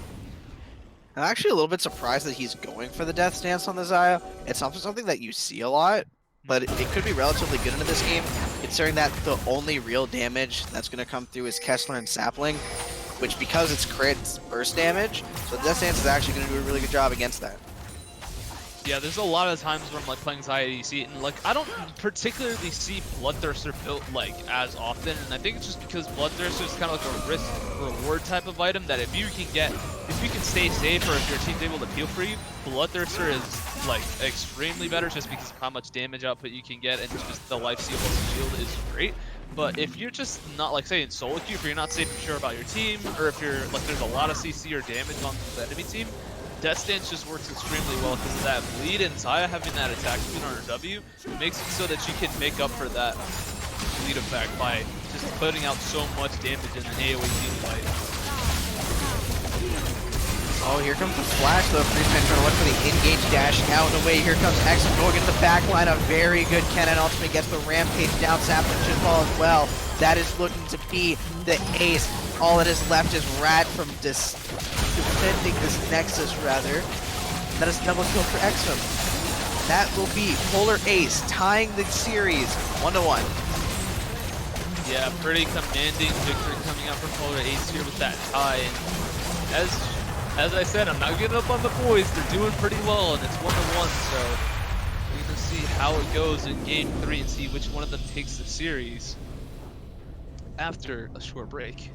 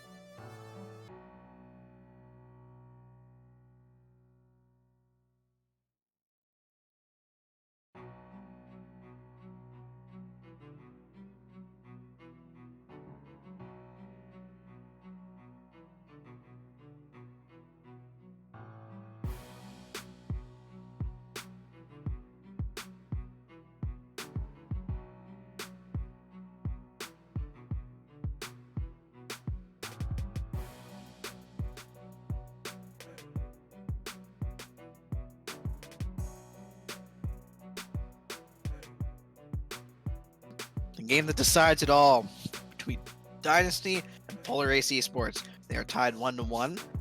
Both games were a little bit back and forth. Both teams showed their strengths, and both teams showed a little bit of weakness. So let's find out who can take it all. Yeah, coming in as you said, it was 1-1. Dynasty opting in for similar bans as we've seen before. Jin and Yumi taking up the board. Jin Yumi is a bot lane combo that I particularly do not like going against in any sort of capacity. And then Draven taken away off the board, as well as Aatrox, as these are two high priority, high damage champions in their respective roles. With the, I guess, intention of Aatrox, that flexibility, you can pretty much play him in 3 spots with top, jungle, and mid. And then Draven probably just like the strongest damage output AD carry if you can get him ahead at this point in time. Yeah, especially given that Tristana just got buffs. And Draven is actually a pretty good counter to the Tristana. And Tristana's priority has gone up a fair amount. The Essence Reaver nerfs, the Sivir nerfs. So Tristana has become more prominent. Now since Draven has become more prominent. But if you ban Draven, it doesn't matter. True. Similar to I think it's whenever you want to play Kalista, ban out Draven because Draven's damage is just too insane. Yeah, whenever you want to play Orianna, you ban Cassio. Easy. In the meantime... Interesting though, because Dynasty gets the first pick Sivir, and they also ban the Sedge. It's true. Ban out the Sedge. Definitely don't want to give it over to Polar Ace right now, because it's just, as we saw, it's been high priority most of this game. And Karma not picked up, actually. This is the first time in the series that it isn't first picked on blue side. So we'll see. Zion opted in, and they could possibly take Rakan to finish out the duo here, which I don't think it would be a bad option, but at the same time opening up the possibility of getting Rakan counterpicked in by something like say a Lux or even a Nautilus or something. Nautilus still isn't that bad of a support. So to see, yeah, they don't want to give away the pick too early. They're opting in for the Skarner. Seems like it's gonna be a pretty solid pick nonetheless in the jungle. As you've seen, he's not that popular, obviously, but you can get the job done, especially with those buffs where you can't spot when he's taking his crystals around the map anymore. Next up, Lux probably picked in. More often than not, it's probably going to be going support, as we said before. We're gonna get the Lux again. Yep. I'm very excited to see Lux again before she gets demise next patch, and she's no longer a support. And instead I have to play her mid lane. I'm very excited. Regardless, the Lux pick could be support, could be mid. As long as Dynasty doesn't show their mid here, that's a good flex. Alright, so Dynasty doesn't really show anything here. They just show that they have the Sivir. Whereas Polar Ace has shown pretty much their entire hand thus far with the Skarner. And the Rakan. Yep, the Rakan locked in, potentially. Yeah, they locked in the Rakan. They feel like it's a decent matchup going to Sivir Lux. It is going to be a bit difficult, but at this point in time, they can't just throw away the potential 2v2 that they have with this combo. They just have to be weary of those Lux snares once the late game, well, at least during the early game. They have to watch out for those snares and just that Sivir spell shield. They just need to be able to proc that easily. But with coordination, that can be pretty simple. So last game we were talking about the Alistar. And with the Lux pick and the Morgana ban, Alistar is actually, not a lot of people know this, Alistar is actually a pretty good counter to Sivir. Because when you headbutt Pulverize, the headbutt takes the shield, and then the Pulverize does not. So you still get the knockup, you just don't get as much damage. So we could potentially see the Alistar out of Polar Ace if they didn't pick Rakan. So everything I'm saying is completely irrelevant because I didn't look up. Didn't look up, but hey. You never know, man. Top lane Alistar, mid lane Alistar. Well, let's see. Rakan mid. Rakan AP Rakan mid. First Reddit. I mean, I remember back, what was it, a couple months back when people were starting to meme up AP Rakan mid because it was you could if you played around it, people that didn't know how to play the lane, you could legitimately get a cheeky kill or two off of people. It's kind of funny.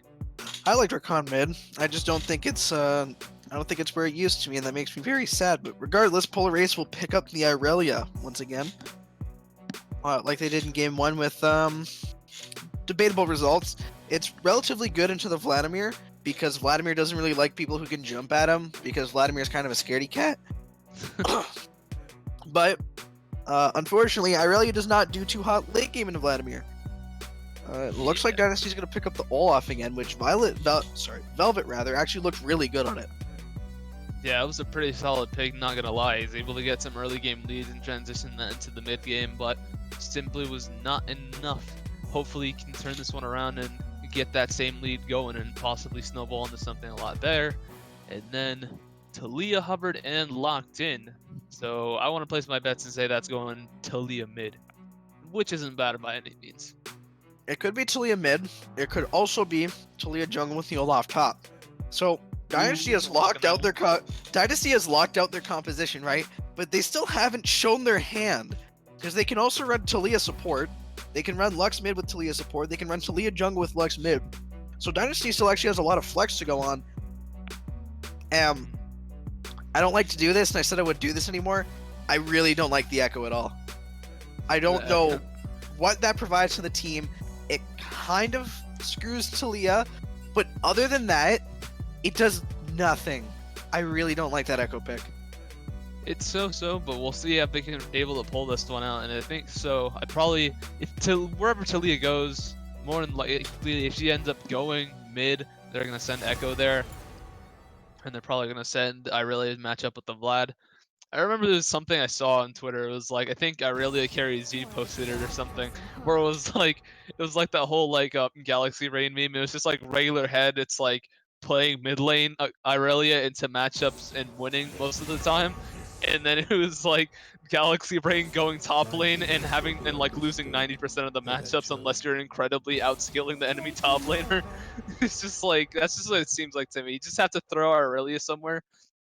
And whenever it's top, she like loses so many matchups if you're not like skilled enough on her. It's actually ridiculous. Yeah, well, I mean, Irelia does pretty damn good into the Echo, and I think Talia also does pretty alright into the Echo as well. Which kind of makes me, the Vladimir does good into Echo, and the Talia does good into Echo, so that makes me wonder where the Echo is going. Because its best shot is mid lane against the Talia, 100%. But Talia could still win that lane. And if it goes up against the Vladimir, then it gets outscaled to high heaven. But Irelia has the same problem.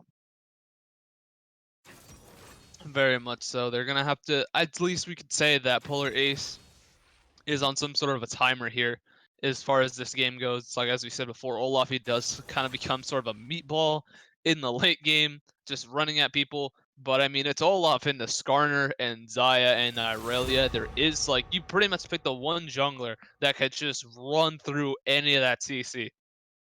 So if like, even if he's a meatball, it's somebody that they have to deal with. And then if they have to deal with him, Vlad and Sivir are probably just like the kings of a late game team fight that are going untouched.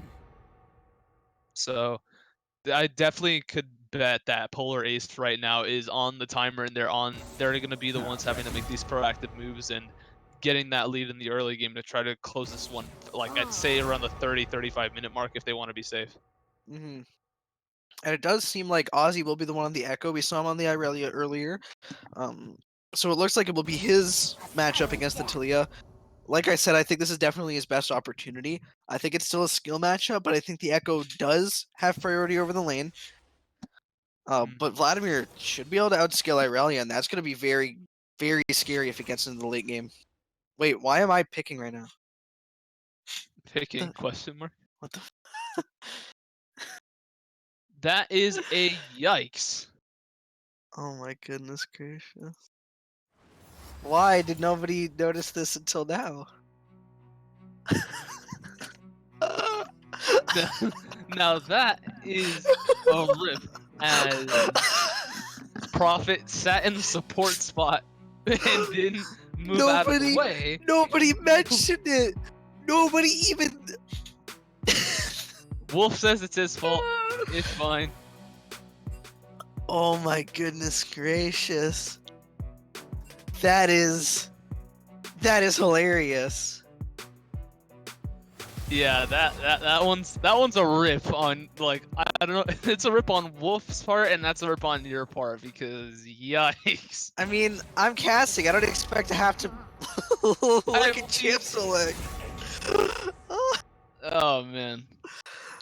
Oh It's just kind of funny how it was like nobody noticed till like Not a right then. single person. Like Not there a wasn't single person. like the support Eventually. like Wolf didn't say anything. They didn't cancel the draft early because they realized it. I It was think literally just the last pick. I think the most annoying part to me is that Wolf didn't notice. Yeah. He's like, oh, my fault. I'm just like, that's rip, man. Wow, I have never had that happen to me before. Hey, this is the first Oh. time for everything. That is hilarious. But yeah, as you were saying, right before the Rakan was locked in by our play-by-play caster himself. This like matchup is like, I guess Irelia has the opportunity in the early game to just try to get some sort of lead, especially with the Skarner. But once the late game hits, like Vlad does indeed, to start scaling, and he's always been known for just being a menace in a team fight. And I think they're gonna have to heavily rely on the Xayah and Echo getting ahead this game because don't put it past Echo. Like he is a champ that when you have someone that can pilot him extremely well, any lead can snowball ridiculously hard just because of how much like upfront damage he has. I think like an EQ auto pass like combo proccing his passive would be enough to probably take around maybe 3/4 of a ADC's HP bar, possibly more. And if anybody else is chipped away at him, they're pretty much dead if he gets to that point. So definitely not putting it past them to be able to try to get some sort of lead onto this Echo or this Xayah.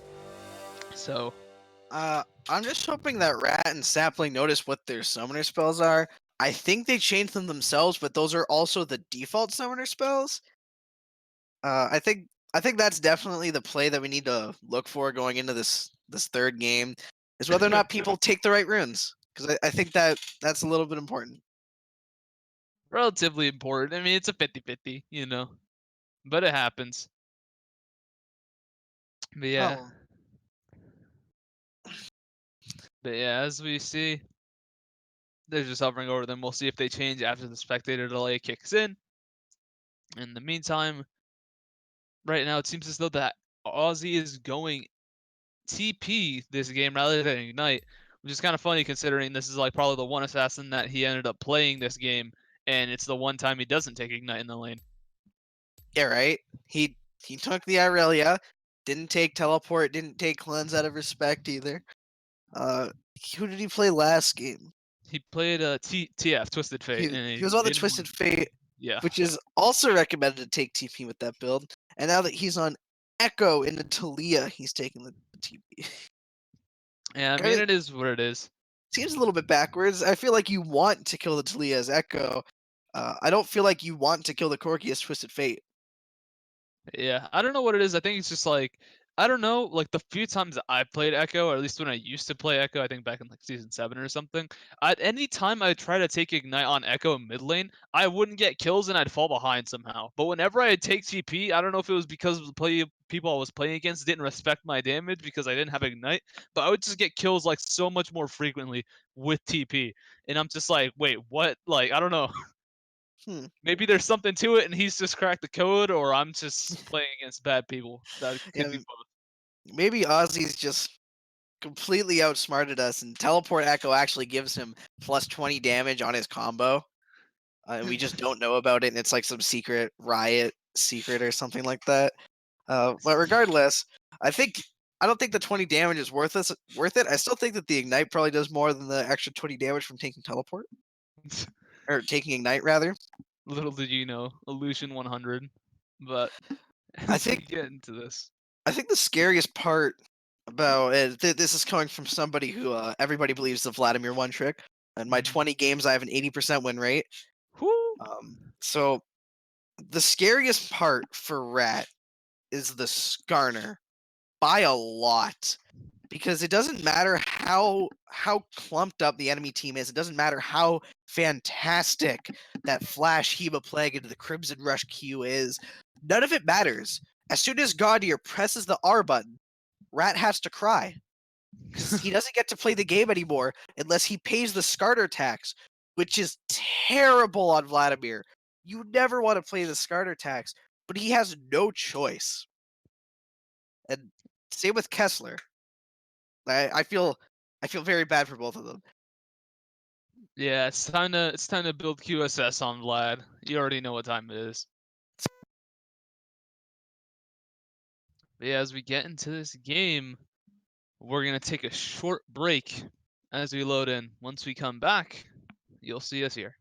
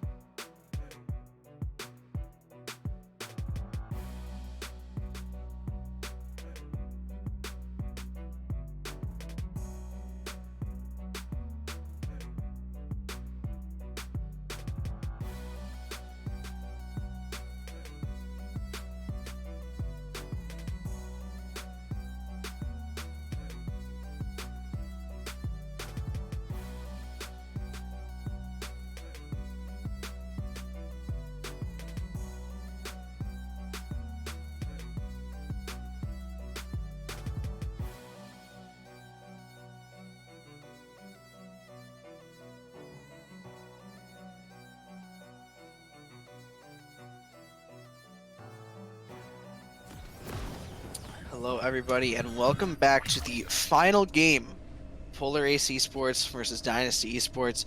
We're going to get into this very shortly, but once again, for the final time tonight, I would like to say if you're enjoying what you're listening to or what you're watching, then please consider donating or subscribing to the Twitch channel. All the money comes back to the production crew so that we can try to make better content and we can try to make casters do more things. yeah, improve the quality of the stream, potentially get paid, you know, etc., etc. It's definitely going to help us out in the long run. But in the meantime, both teams opting for a 5-point. Polaris not going for the 4 to 5 man invade that they tried previously. Yeah, that seems like a pretty normal start yet again. Mid laners are in the mid lane. Gaudier, however, not above. In a little bit of an odd position. They might try to look for a late invade here onto the Vision, or they could just be trying to go for the Spire. Who Yeah, knows? Spar wouldn't be a bad idea, just being able to take that off and make Gaudier waste his time trying to retake it again. Kind of a And yeah, kind of a weird ward there from Velvet onto the Pixel Brush at 1 minute. That ward has more or less kind of like died out because nobody's crossing there anymore. yeah, very, very true. It seems as though both junglers are going to opt for a top side leash. Definitely the slower the leashes, but here to say that they'll probably get some advantage out of it. I'm no jungler, so I don't know how to path. Well, if you'd like to learn, then generally you want to start the red so that you can do Krug's Raptors for level 3 because it's broken. True. And, Top that's all you side, gotta know. red side EXP is just so nice. Well, ever since the changes to Scuttle Crab, it's been very important, but my goodness, that was a perfect Lux Binding to stop the W. Yeah, like that's an interaction that I like seeing. I didn't even realize it for a second, but I was just like, yeah, that Lux Binding landed fast enough for Rakan's W didn't activate, and that's just like another reason why I said that Lux is just a good matchup in a Rakan right now. Yeah, look at the absolute harass that Freezeman is getting down. Wolf is already less than half HP, and Jack is forced to flash. Sapling also flashes, and that's both summoner spells. That is absolutely massive. Yet again, that's just both. Just like since both summoners blown, they have to you have to stay there. Like losing this much EXP and gold this early on is not beneficial at all. Oh no, it's absolutely detrimental. And even more Exum. He actually dives onto Vlad. He did not get the reset, so Rat gets a very nice trade, and Rat is more than happy to take bad trades at Vladimir. Oh yeah, without a doubt, he still hasn't popped his potion. He's able to get one potion out of Escum right now. And Sapling is just going away, just poking down Jack, making it harder for him to CS. He is successfully keeping up in CS though at the time, but well, like just not being able to stay in this lane that long is going to be super detrimental. And currently, and I don't want to jinx anybody, but everything is going Dynasty's way. Their bot lane's doing really well, the top lane's doing really well, the mid lane is winning in CS, and they actually have a pretty substantial gold lead for 3 minutes at 300 gold. Yeah, it's coming up slowly but surely. And it's only growing, but XM getting a really good reset onto Rat. Might actually go for more here, does not have the Ignite, so gonna look for the auto attack trades. And Rat getting a turret shot there means that he might actually be able to stay in lane too. Yeah, potentially be able to stay in lane, pick up a bit more farm, and just steal off of the minions through his Q. And right now they're just freezing the wave up in the bot lane, making sure that Jack is not going to be able to get any sort of gold off of this, minus a few minions he can pick up with the scoop, but Scarred on the back end though. Yeah, I was going to say this is something that I don't ever see against a Zyra Khan, but over the top side and the bot side, separate dives coming through. Gaudier going forward, the very good spell shift coming out from Sapling. Blade Caller not coming through from Jack, throwing out some auto attacks on the Freeze Man. Gonna be forced to walk away, and it looks like the bot lane that has to reset early is actually Dynasty's, not Polarice's. Yeah, they were getting chunked out pretty low, and pretty much forced out a back out of Jack, so getting that early back is definitely going to cost them. But they both seem to be relatively even in terms of gold. The only other thing that Sivir was able to get was a Mana Charm, Fairy Charm. Ooh, Kessler getting an incredibly good knockback on Ozzy there. Should force him out of lane and give him about a wave or so of farm, but Ozzy looking to stay. It looks like. Yeah, so far, mid lane is going to be a bit rough for Ozzy right here. Just Talia's base damage is incredibly strong in the early game. That's why she gets picked relatively frequently in the jungle. So Ozzy, I guess this is the reason as to why he chose to go TP, being able to pick up the early Dark Seal and Fairy Charm is definitely going to help him out in this lane, because this combo of just going Corrupted Potion and Dark Seal is incredibly potent as far as staying in the lane goes in. Echo's typically been known for having pretty high mana costs on his Q early, and it definitely hurts him with such a small mana pool. I have found my quarry. Yeah, I mean, he's already down like almost 20 CS, and that's absolutely massive, especially for an assassin early game. If Kessler could just keep this up, he's going to outscale. He should be able to outperform Ozzy, who the Q does not land, and Kessler's actually going to be able to trade back there as well. Yeah, so that extra bit of damage coming up from the Q definitely hurt him there.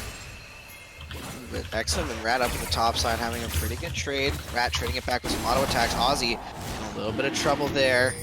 Velvet also in a pretty bad situation. Got caught trying to soul the Drake, would be forced to flash away. Gaudier not going to follow. He actually will. Should be able to get the kill here. The auto attack not landing. Jack trying to go for it with the Blade Card, but will not get it. Gaudier coming through. He does have the Predator. The flash from Ozzy and the Q should be a kill. Gets the ult away as well. The Chrono Break, but Wolf falling down. Sapling getting that trade kill. Ozzy throwing out the W, but not going to go for it. Yeah, that was a pretty solid kill coming out from Gotti right there. He was able to spot out Velvet trying to go for that early dragon and punish them for it. And I don't think they're going to be able to make a move for the dragon as of now. Never mind. Well, possibly just going for the ward. But just being able to go on that rotate, Ozzy responded really fast, and he's able to pick up those 2 kills for himself and kind of mitigate the CS lead that Kessler has over him right now. Plus 4 Dark Seal stacks, which nobody's going to complain about. Yeah, that is extremely unfortunate to say the least for Kessler. He had a pretty good lead and it's pretty much gone. And now the lead is more or less to Ozzy, who does have a shutdown, which is nice, but like, that's a lot of freaking gold onto the Echo early game.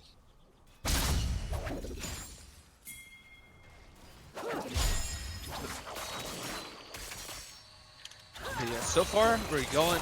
Seems like the Gotti is coming up for a back right now. He's able to pick up the Bombing Cinder. He's gonna go for opting to get that more tanky starter build. A few times people opt to go for that warrior build and sort of carry oriented and get more damage up. And now that he has 2 assassins, so when it comes to Irelia, he doesn't really need to build for that damage. He's optically just gonna go for more tankiness and just provide that CC for the team. Now, providing that CC for the team is extremely important coming into the mid game.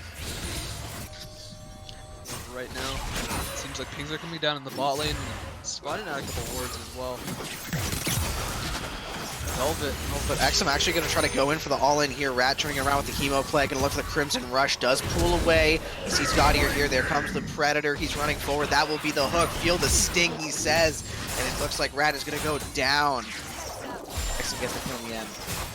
Yeah, as you were saying, Skarner's pretty much going to be the one, like, I guess, right to Vladimir in these fights, and with that Predator, there's no real way of being able to escape because Vlad has little to no mobility at all. Looks like Kessler should be able to get this Drake, but Wolf is trying to come forward. Kessler getting a good Q off, the teleport coming through, Exum going in. There's the great entrance from Wolf and the quickening Sapling forced to run away. Here comes Velvet walking forward, Vladimir throwing out the E, and here comes the Talia racing in. Wolf in a very bad position, Jack gonna jump right over. Ozzy doing his best to try to get in there, gonna Chrono break away. Looks like it's gonna be the complete disengage, and Dynasty gets out with what they wanted. Yeah, they were able to pick up the dragon. They forced out a couple TPs as well, coming out from Eskim right there. And there wasn't really the possibility of turning that fight around. I think it could have just gone worse for Polar Ace at that point. I think if Jack had E, it could have turned around for them, able to get a kill onto Ola up potentially, but just wasn't meant to be.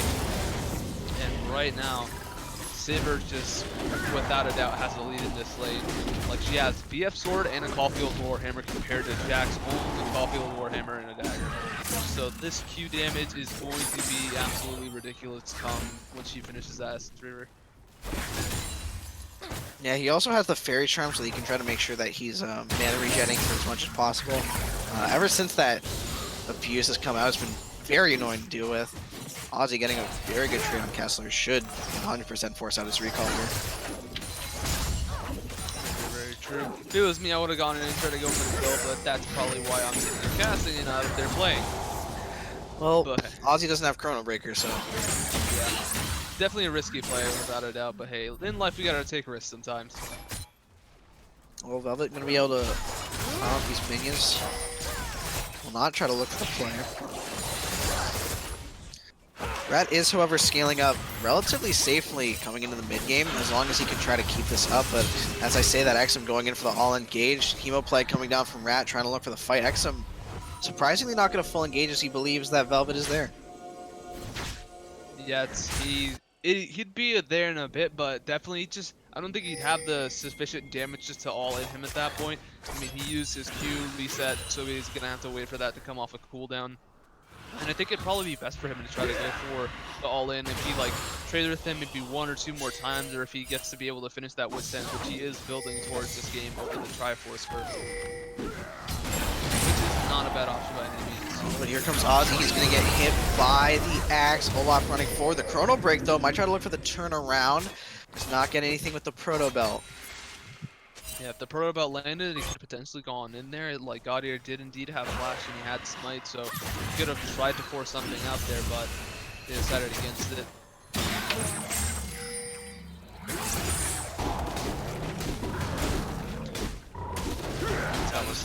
Skarner going in the bot lane, trying to clear out some vision, maybe get some camps there. Yeah, if he can take the Raptors off of Velvet, that's actually pretty big for this Skarner. Exum trying to run forward, but that minimum range, or the maximum range rather, on the Blade Dancer, a little bit annoying. Yeah, just a tad bit annoying. But yeah, he's technically able to take out the Krugs, and going in the river, moving around with both Ozzy and Wolf there to try to clear out some vision. It seems like he's going to get a back off relatively quickly. I'd like to point out that Exum is actually choosing not to go Trinity Force, and instead he's going Wit's End, which is incredibly greedy. Or not, sorry, it is incredibly safe, and the complete opposite of greedy. My mistake. He's not going Trinity Force. He's going to be borderline useless into anybody except the Vladimir. Yeah, the Vladimir and Celia. Yeah, like it isn't a bad option, especially if you want to try to combat like the amount of lifesteal that Rat has in his kit. It's like, yeah, Eskim has a bit of like health, like regen in a sense with his Q and the pots that he has, but just having that extra bit of like lifesteal or health regen coming off of the passive from Wit's End is definitely going to help out whenever both of these like fighters try to all in at this point. It's still surprising to me that he didn't at least go Sheen before the Wit's End. He is going to pick up the full item, and Rat should have well over his Proto Belt completed at this point. I still think that the Wit's End is kind of an odd build. It doesn't seem like he's having a particularly hard time in the lane either. Yeah, I mean, it has its uses, and I think it's just mainly an item that you build when you just want to survive through the laning phase, and it like surprisingly does its job well when it comes to... Ooh, he did do a surprisingly good job in the laning phase. The laning phase is relatively over, and Freezeman knows it. He's trying to push the lead at Velvet with an insane flash axe. He's going to run forward, though, getting the Predator as Sapling pops his ult as well. He's going to run forward, likely going to go onto the Scuttle Crab and just calling it a day. Yeah, that was a really good flash Q out there from Velvet, able to take out Wolf. Lower the possibility of him being able to protect the Dragon at this point, and we already saw that Gaudier popped his Predator. That was a wise move from Sapling, just popping the online hunt, like kind of throwing fear up in the Gaudier's face, like, do you really want to come over here and try to Predator into us at all? Yeah, definitely starting to show a little bit of dominance. Exum, that was not necessarily the thing that you wanted to do. You don't have Q, buddy Rat. I don't know why you're running away. Exum had no Q. Yeah, he used the Q, didn't get the reset on there and try to force out a play, which at a time, if he landed the Q, that would have been the perfect opportunity, but I was not able to. It was the perfect opportunity for Rat to turn around and do a bunch of damage.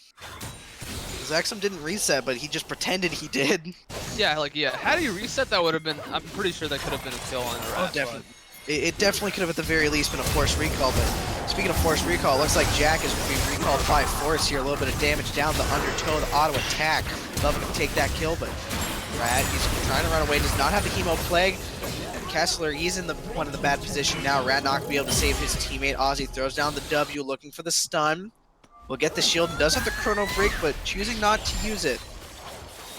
Yeah, just not willing to use it, doesn't want to dive Vlad just to be safe. They want to take control of this Rift Herald right now. And definitely not a bad option. As we said, Ozzy, it's like he picked this Echo for a reason. Last pick he must had some confidence in it. And those 2 kills that he got when he roamed into the bot lane definitely paid dividends for him. He's able to move around the map pretty freely. And he's at least been able to give his team a few objectives here and there. And on the bot lane, they're just like falling behind as that Lux Sivir combo seems to be relatively strong, and Olaf is just never a fun time when you're playing Xayah, or any ADC for that matter. Yeah, and I'd heard that Lux did really good into Rakan. I didn't think it was like this though, because this is a 100% of the deaths are on the bot lane. Good Lux. I did not expect this. I expected something gross, but not a 40 CS lead for your ADC. Yeah, that's just a testament to how strong like Lux is in comparison to Rakan in matchup like this. It's like you give up if you want to take the Xayah Rakan bot lane, that's fine. In a lot of matchups, it's definitely preferable. But into Lux, considering how strong she is, even if you get an engage on her shielding is so good and her poke is so consistent that you can get away with a lot in matchups like these where you shouldn't have the advantage in the lane. Well, looks like Kessler up in the top side against Ozzy. I don't think Wolf really had to commit all that, but I appreciate the respect he has for his mid laner. Yeah, just making sure he's able to pick up the kill by any means necessary. He's definitely going to be the, I guess, the driving force throughout the mid-game transition for Polar Ace right now. He's gonna have to be the main damage source as Xayah has to scale up. Like, he's only sitting on an Essence Reaver and his dagger doesn't even have finished boosted. Meanwhile, Sivir with those finished boost and a pickaxe on top of that, so definitely falling behind here bit by bit. Yeah, pickaxe definitely should be going into an early Infinity Edge, so unfortunately gonna have to sell his best friend in Fairy Charm to build up that Infinity Edge, but it is what it is. He did his job. He definitely served his purpose throughout laning phase. Yeah, served his purpose, gave him one hell of a lead that he should be able to hopefully transition to the mid game and really push that forward. Early sitting up with 2 kills, and Inferno Fix coming up in about a minute and a half, so most of the Polar Ace is starting to recall and come back and starts to position towards getting vision up on the bot side of the map, and in return, Dynasty eSports is going to opt to take the top lane tower, try to get some sort of objectives off of this dead time or time that Polar Ace has spent away from their towers. Yeah, I don't think Polar Ace had to pull the recall so early. I think it was a little bit greedy making everybody recall at the exact same time, because now Dynasty gets to push in the waves, they get the reset, and now they really have the inside track on that Drake. Granted, they don't have all the vision that they want, but they can get that. Drake's still not up for a little bit. Yeah, so both teams are going to opt towards moving towards the Baron. They're going to start sweeping out the vision, and same thing with Dynasty eSports. They're just coming off of their backs. And Sivir, about 1 item away from finishing up that IE. Seems he's definitely going for that more damage-oriented build rather than going for that crit. And Echo up in the top lane, he does indeed have TP, and so does Escom. Ooh, the reset does land this time, though. Rexum going down onto Rat. Does not get the reset on that one. Rat, ooh, a wonderful pool. Exum not falling. There goes the Skarner Chomp. He's going to take down Rat. Velvet is there, though. That is a man down for the Baron, but it was at the cost of 2 ults. Dynasty still has a chance to potentially fight Polar Ace off this dragon. They're going to run for it. Ozzy does have the teleport. Kiesler is behind him. Could look for the shove, will not. It's the Q. Velvet is a little bit caught out. Might have to pop his ultimate. God, you're getting the stun off. Exit here as well. Velvet running away is going to pop the Ragnarok. All the CC will land, but it will not matter. He's going to be able to run away. Looks like onto the Drake. Polar Ace will go, pulling it out a little bit so that not to the steal. He does have Smite up in just a few seconds here. You can see it slowly ticking on the left side of your screen, and Wolf taking a lot of damage, a very wonderful amount of damage coming up from Freeze Man. The teleport coming through, Velvet trying to burst it down fast. He can't, he will take it. Ozzy coming down with the teleport. Chrono Break will send him across the map. He does not want to use it yet. does have the opportunity to now as he stays for a little bit longer. Sapling getting caught with a blade collar. Whoop, going down is the first death of this fight. Ozzy will follow suit with the Chrono Breaker. Kessler gets the damage down onto him. Jack trying to get the blade collar out to save himself. Exum running away. Rat looking for the kill with the pool, and that is a sad way to die as Exum will get dropped down by the Vladimir. And that is an 0-for-4 fight for the side of Dynasty eSports. There will 4-0 for the side of Dynasty eSports. 0-for-4 for the side of Polar Ace. That was a pretty unorganized take of a dragon. They didn't have the damage to just straight up burst it down, and once they saw the TP coming in and saw that they were getting flanked from the side, they just weren't able to just take the Baron like the dragon this time, and now that's going to cost the Baron for them. Yeah, they get the double Infernal, and they also have the Mountain Drake from earlier, which means that this should be a relatively free Baron. But it doesn't look like it's going to go uncontested. God here does pop the Predator. He's looking for it. There are some low health bars, but Rat, he does find Woof. Going a little bit low. They should turn down onto God here. Here he's pulling everybody into his team, and it looks like the double reset here from Exum will get the Olaf. Gonna look for a little bit more. Kessler going down. Will not get the kill. Sapling is able to end it. Baron will not reset, and they'll be able to go onto it, and they will be able to finish. The Blade Caller does come through, though. Jack trying to look for it. Will not gonna get. Ozzy steals the Baron. He's gonna jump away. That is a phenomenal fight from Polar Ace in what should have been absolutely nothing. Yeah, they were able to pick up a kill onto the jungler just in time, making sure that the smite was out of the picture for that, and they were able to take advantage of that with Ozzy just jumping in over the Baron and using his ulti to sneak his way right back out. Honestly, if he stayed around, he could have potentially even gotten a kill there if he stayed around, like maybe waited for a couple of cooldowns or something like that. But Baron, like stolen Baron as it is just super beneficial for them. And the lead gold-wise has been shrunken down to only about 3K. You know, I wasn't 100% sure why Gaudier ulted Velvet and dragged him back to the Baron. And then as soon as Exum dropped from the TP, got the double reset, I immediately realized that Gaudier was just a lot smarter than me. And that his goal was not to do anything except kill Velvet and secure the potential of the Drake Seal. But unfortunately, Gaudier also going to be forced out of his own jungle because he's still not a genius. This is not a genius. Feels bad, man. Yeah, as they're coming in, they don't really have the, even with the Baron, they don't have priority over their jungle. They can't just start picking fights and contesting them outside of their own jungle right now.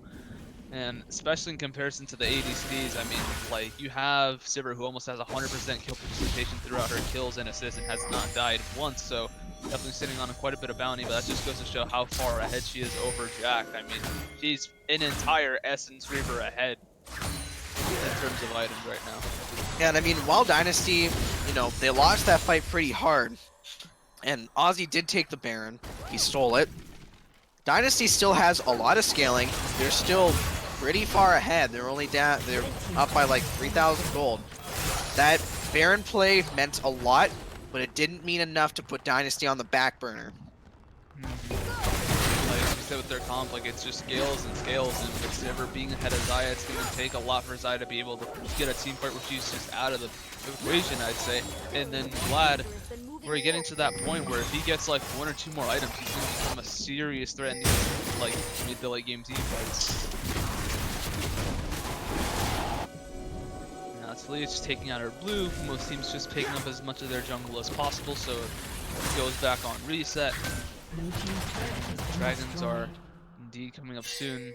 Seems as though it's a Mountain Drake coming up in a couple of seconds. Yeah, both sides are relaxing a lot as they're waiting for the next dragon to spawn.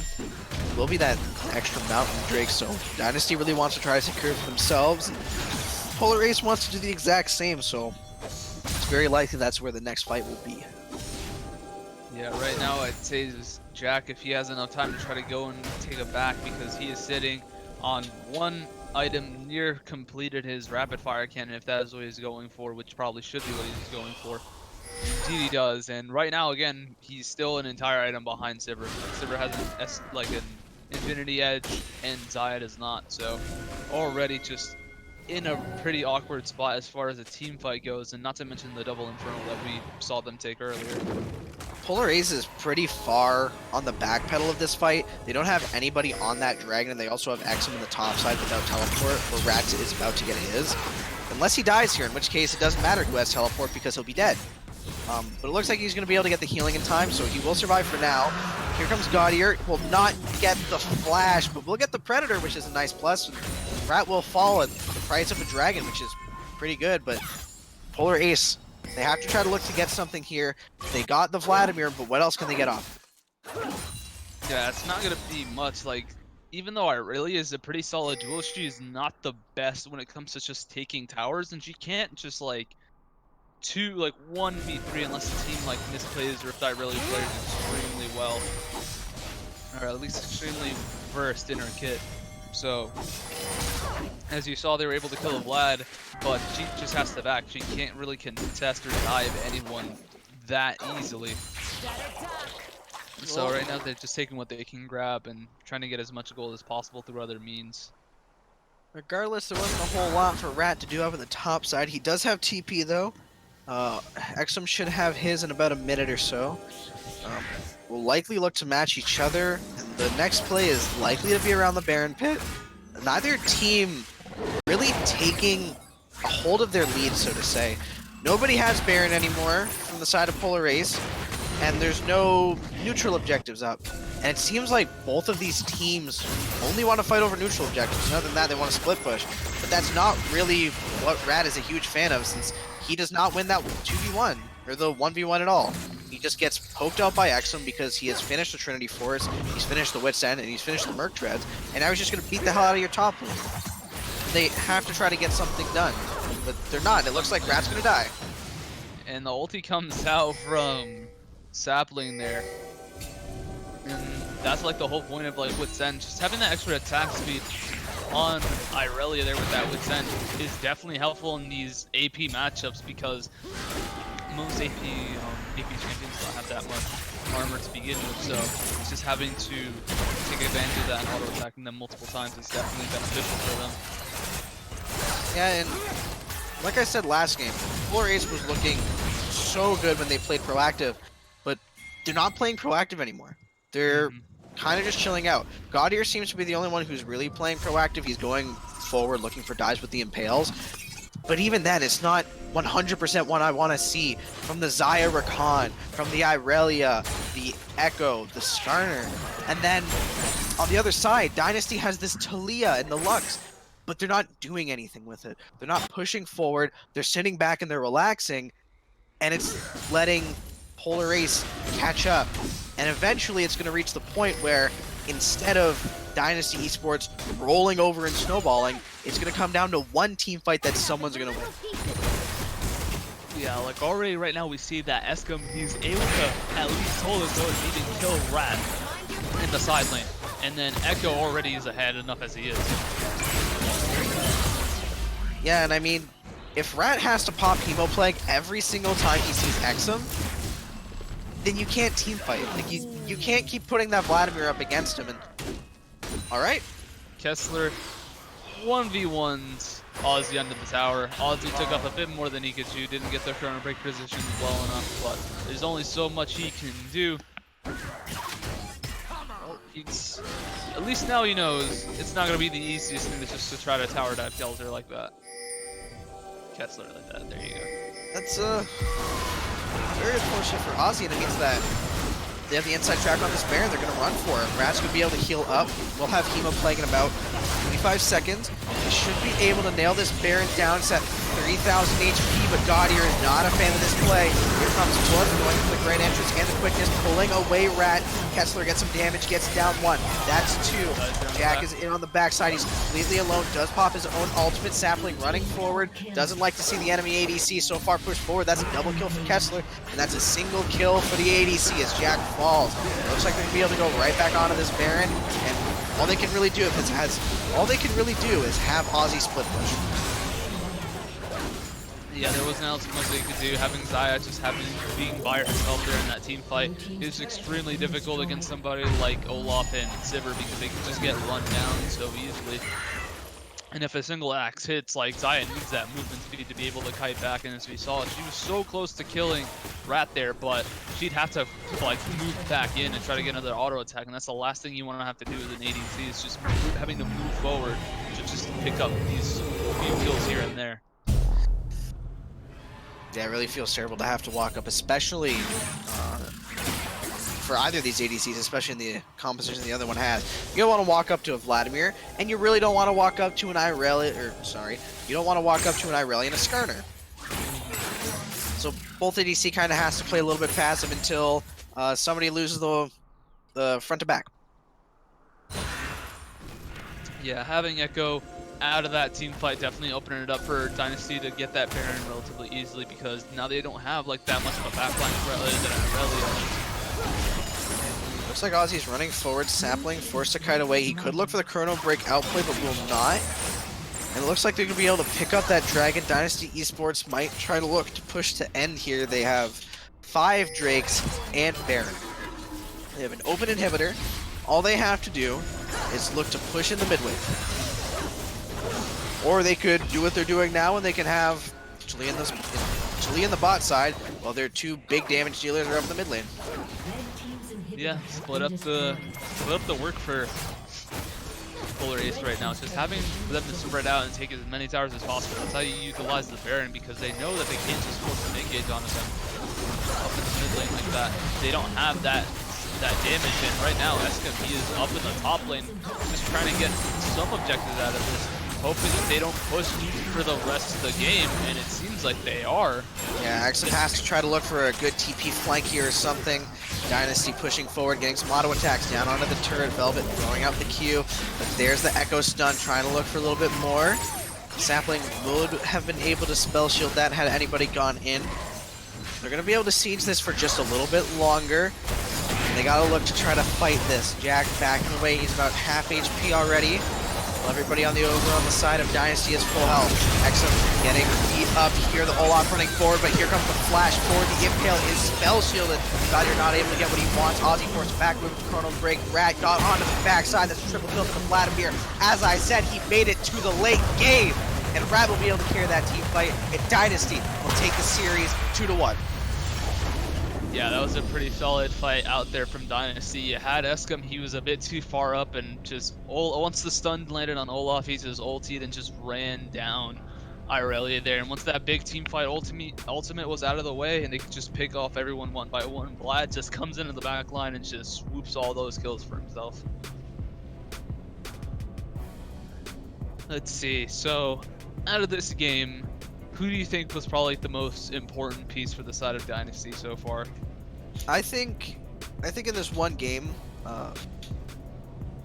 everybody did their job in this game. I think in this series, Velvet did a lot though. His Sejuani looked clean the one game he played it. Even in the loss in the game 2 on the Olaf, he looked incredibly clean. In this game, he also looked really well. If I had to put an MVP vote, I'd have to give it to Velvet. Yeah, I'd have to agree. Alright, and Velvet, welcome. Hello? Hey, how's it going? Good, hello. I was not expecting this.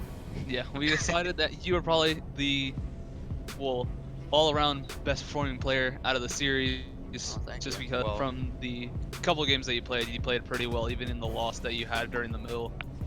I appreciate it. I think definitely could have done better game 2. I felt like I had like no impact in that game, but appreciate it. It is what it is.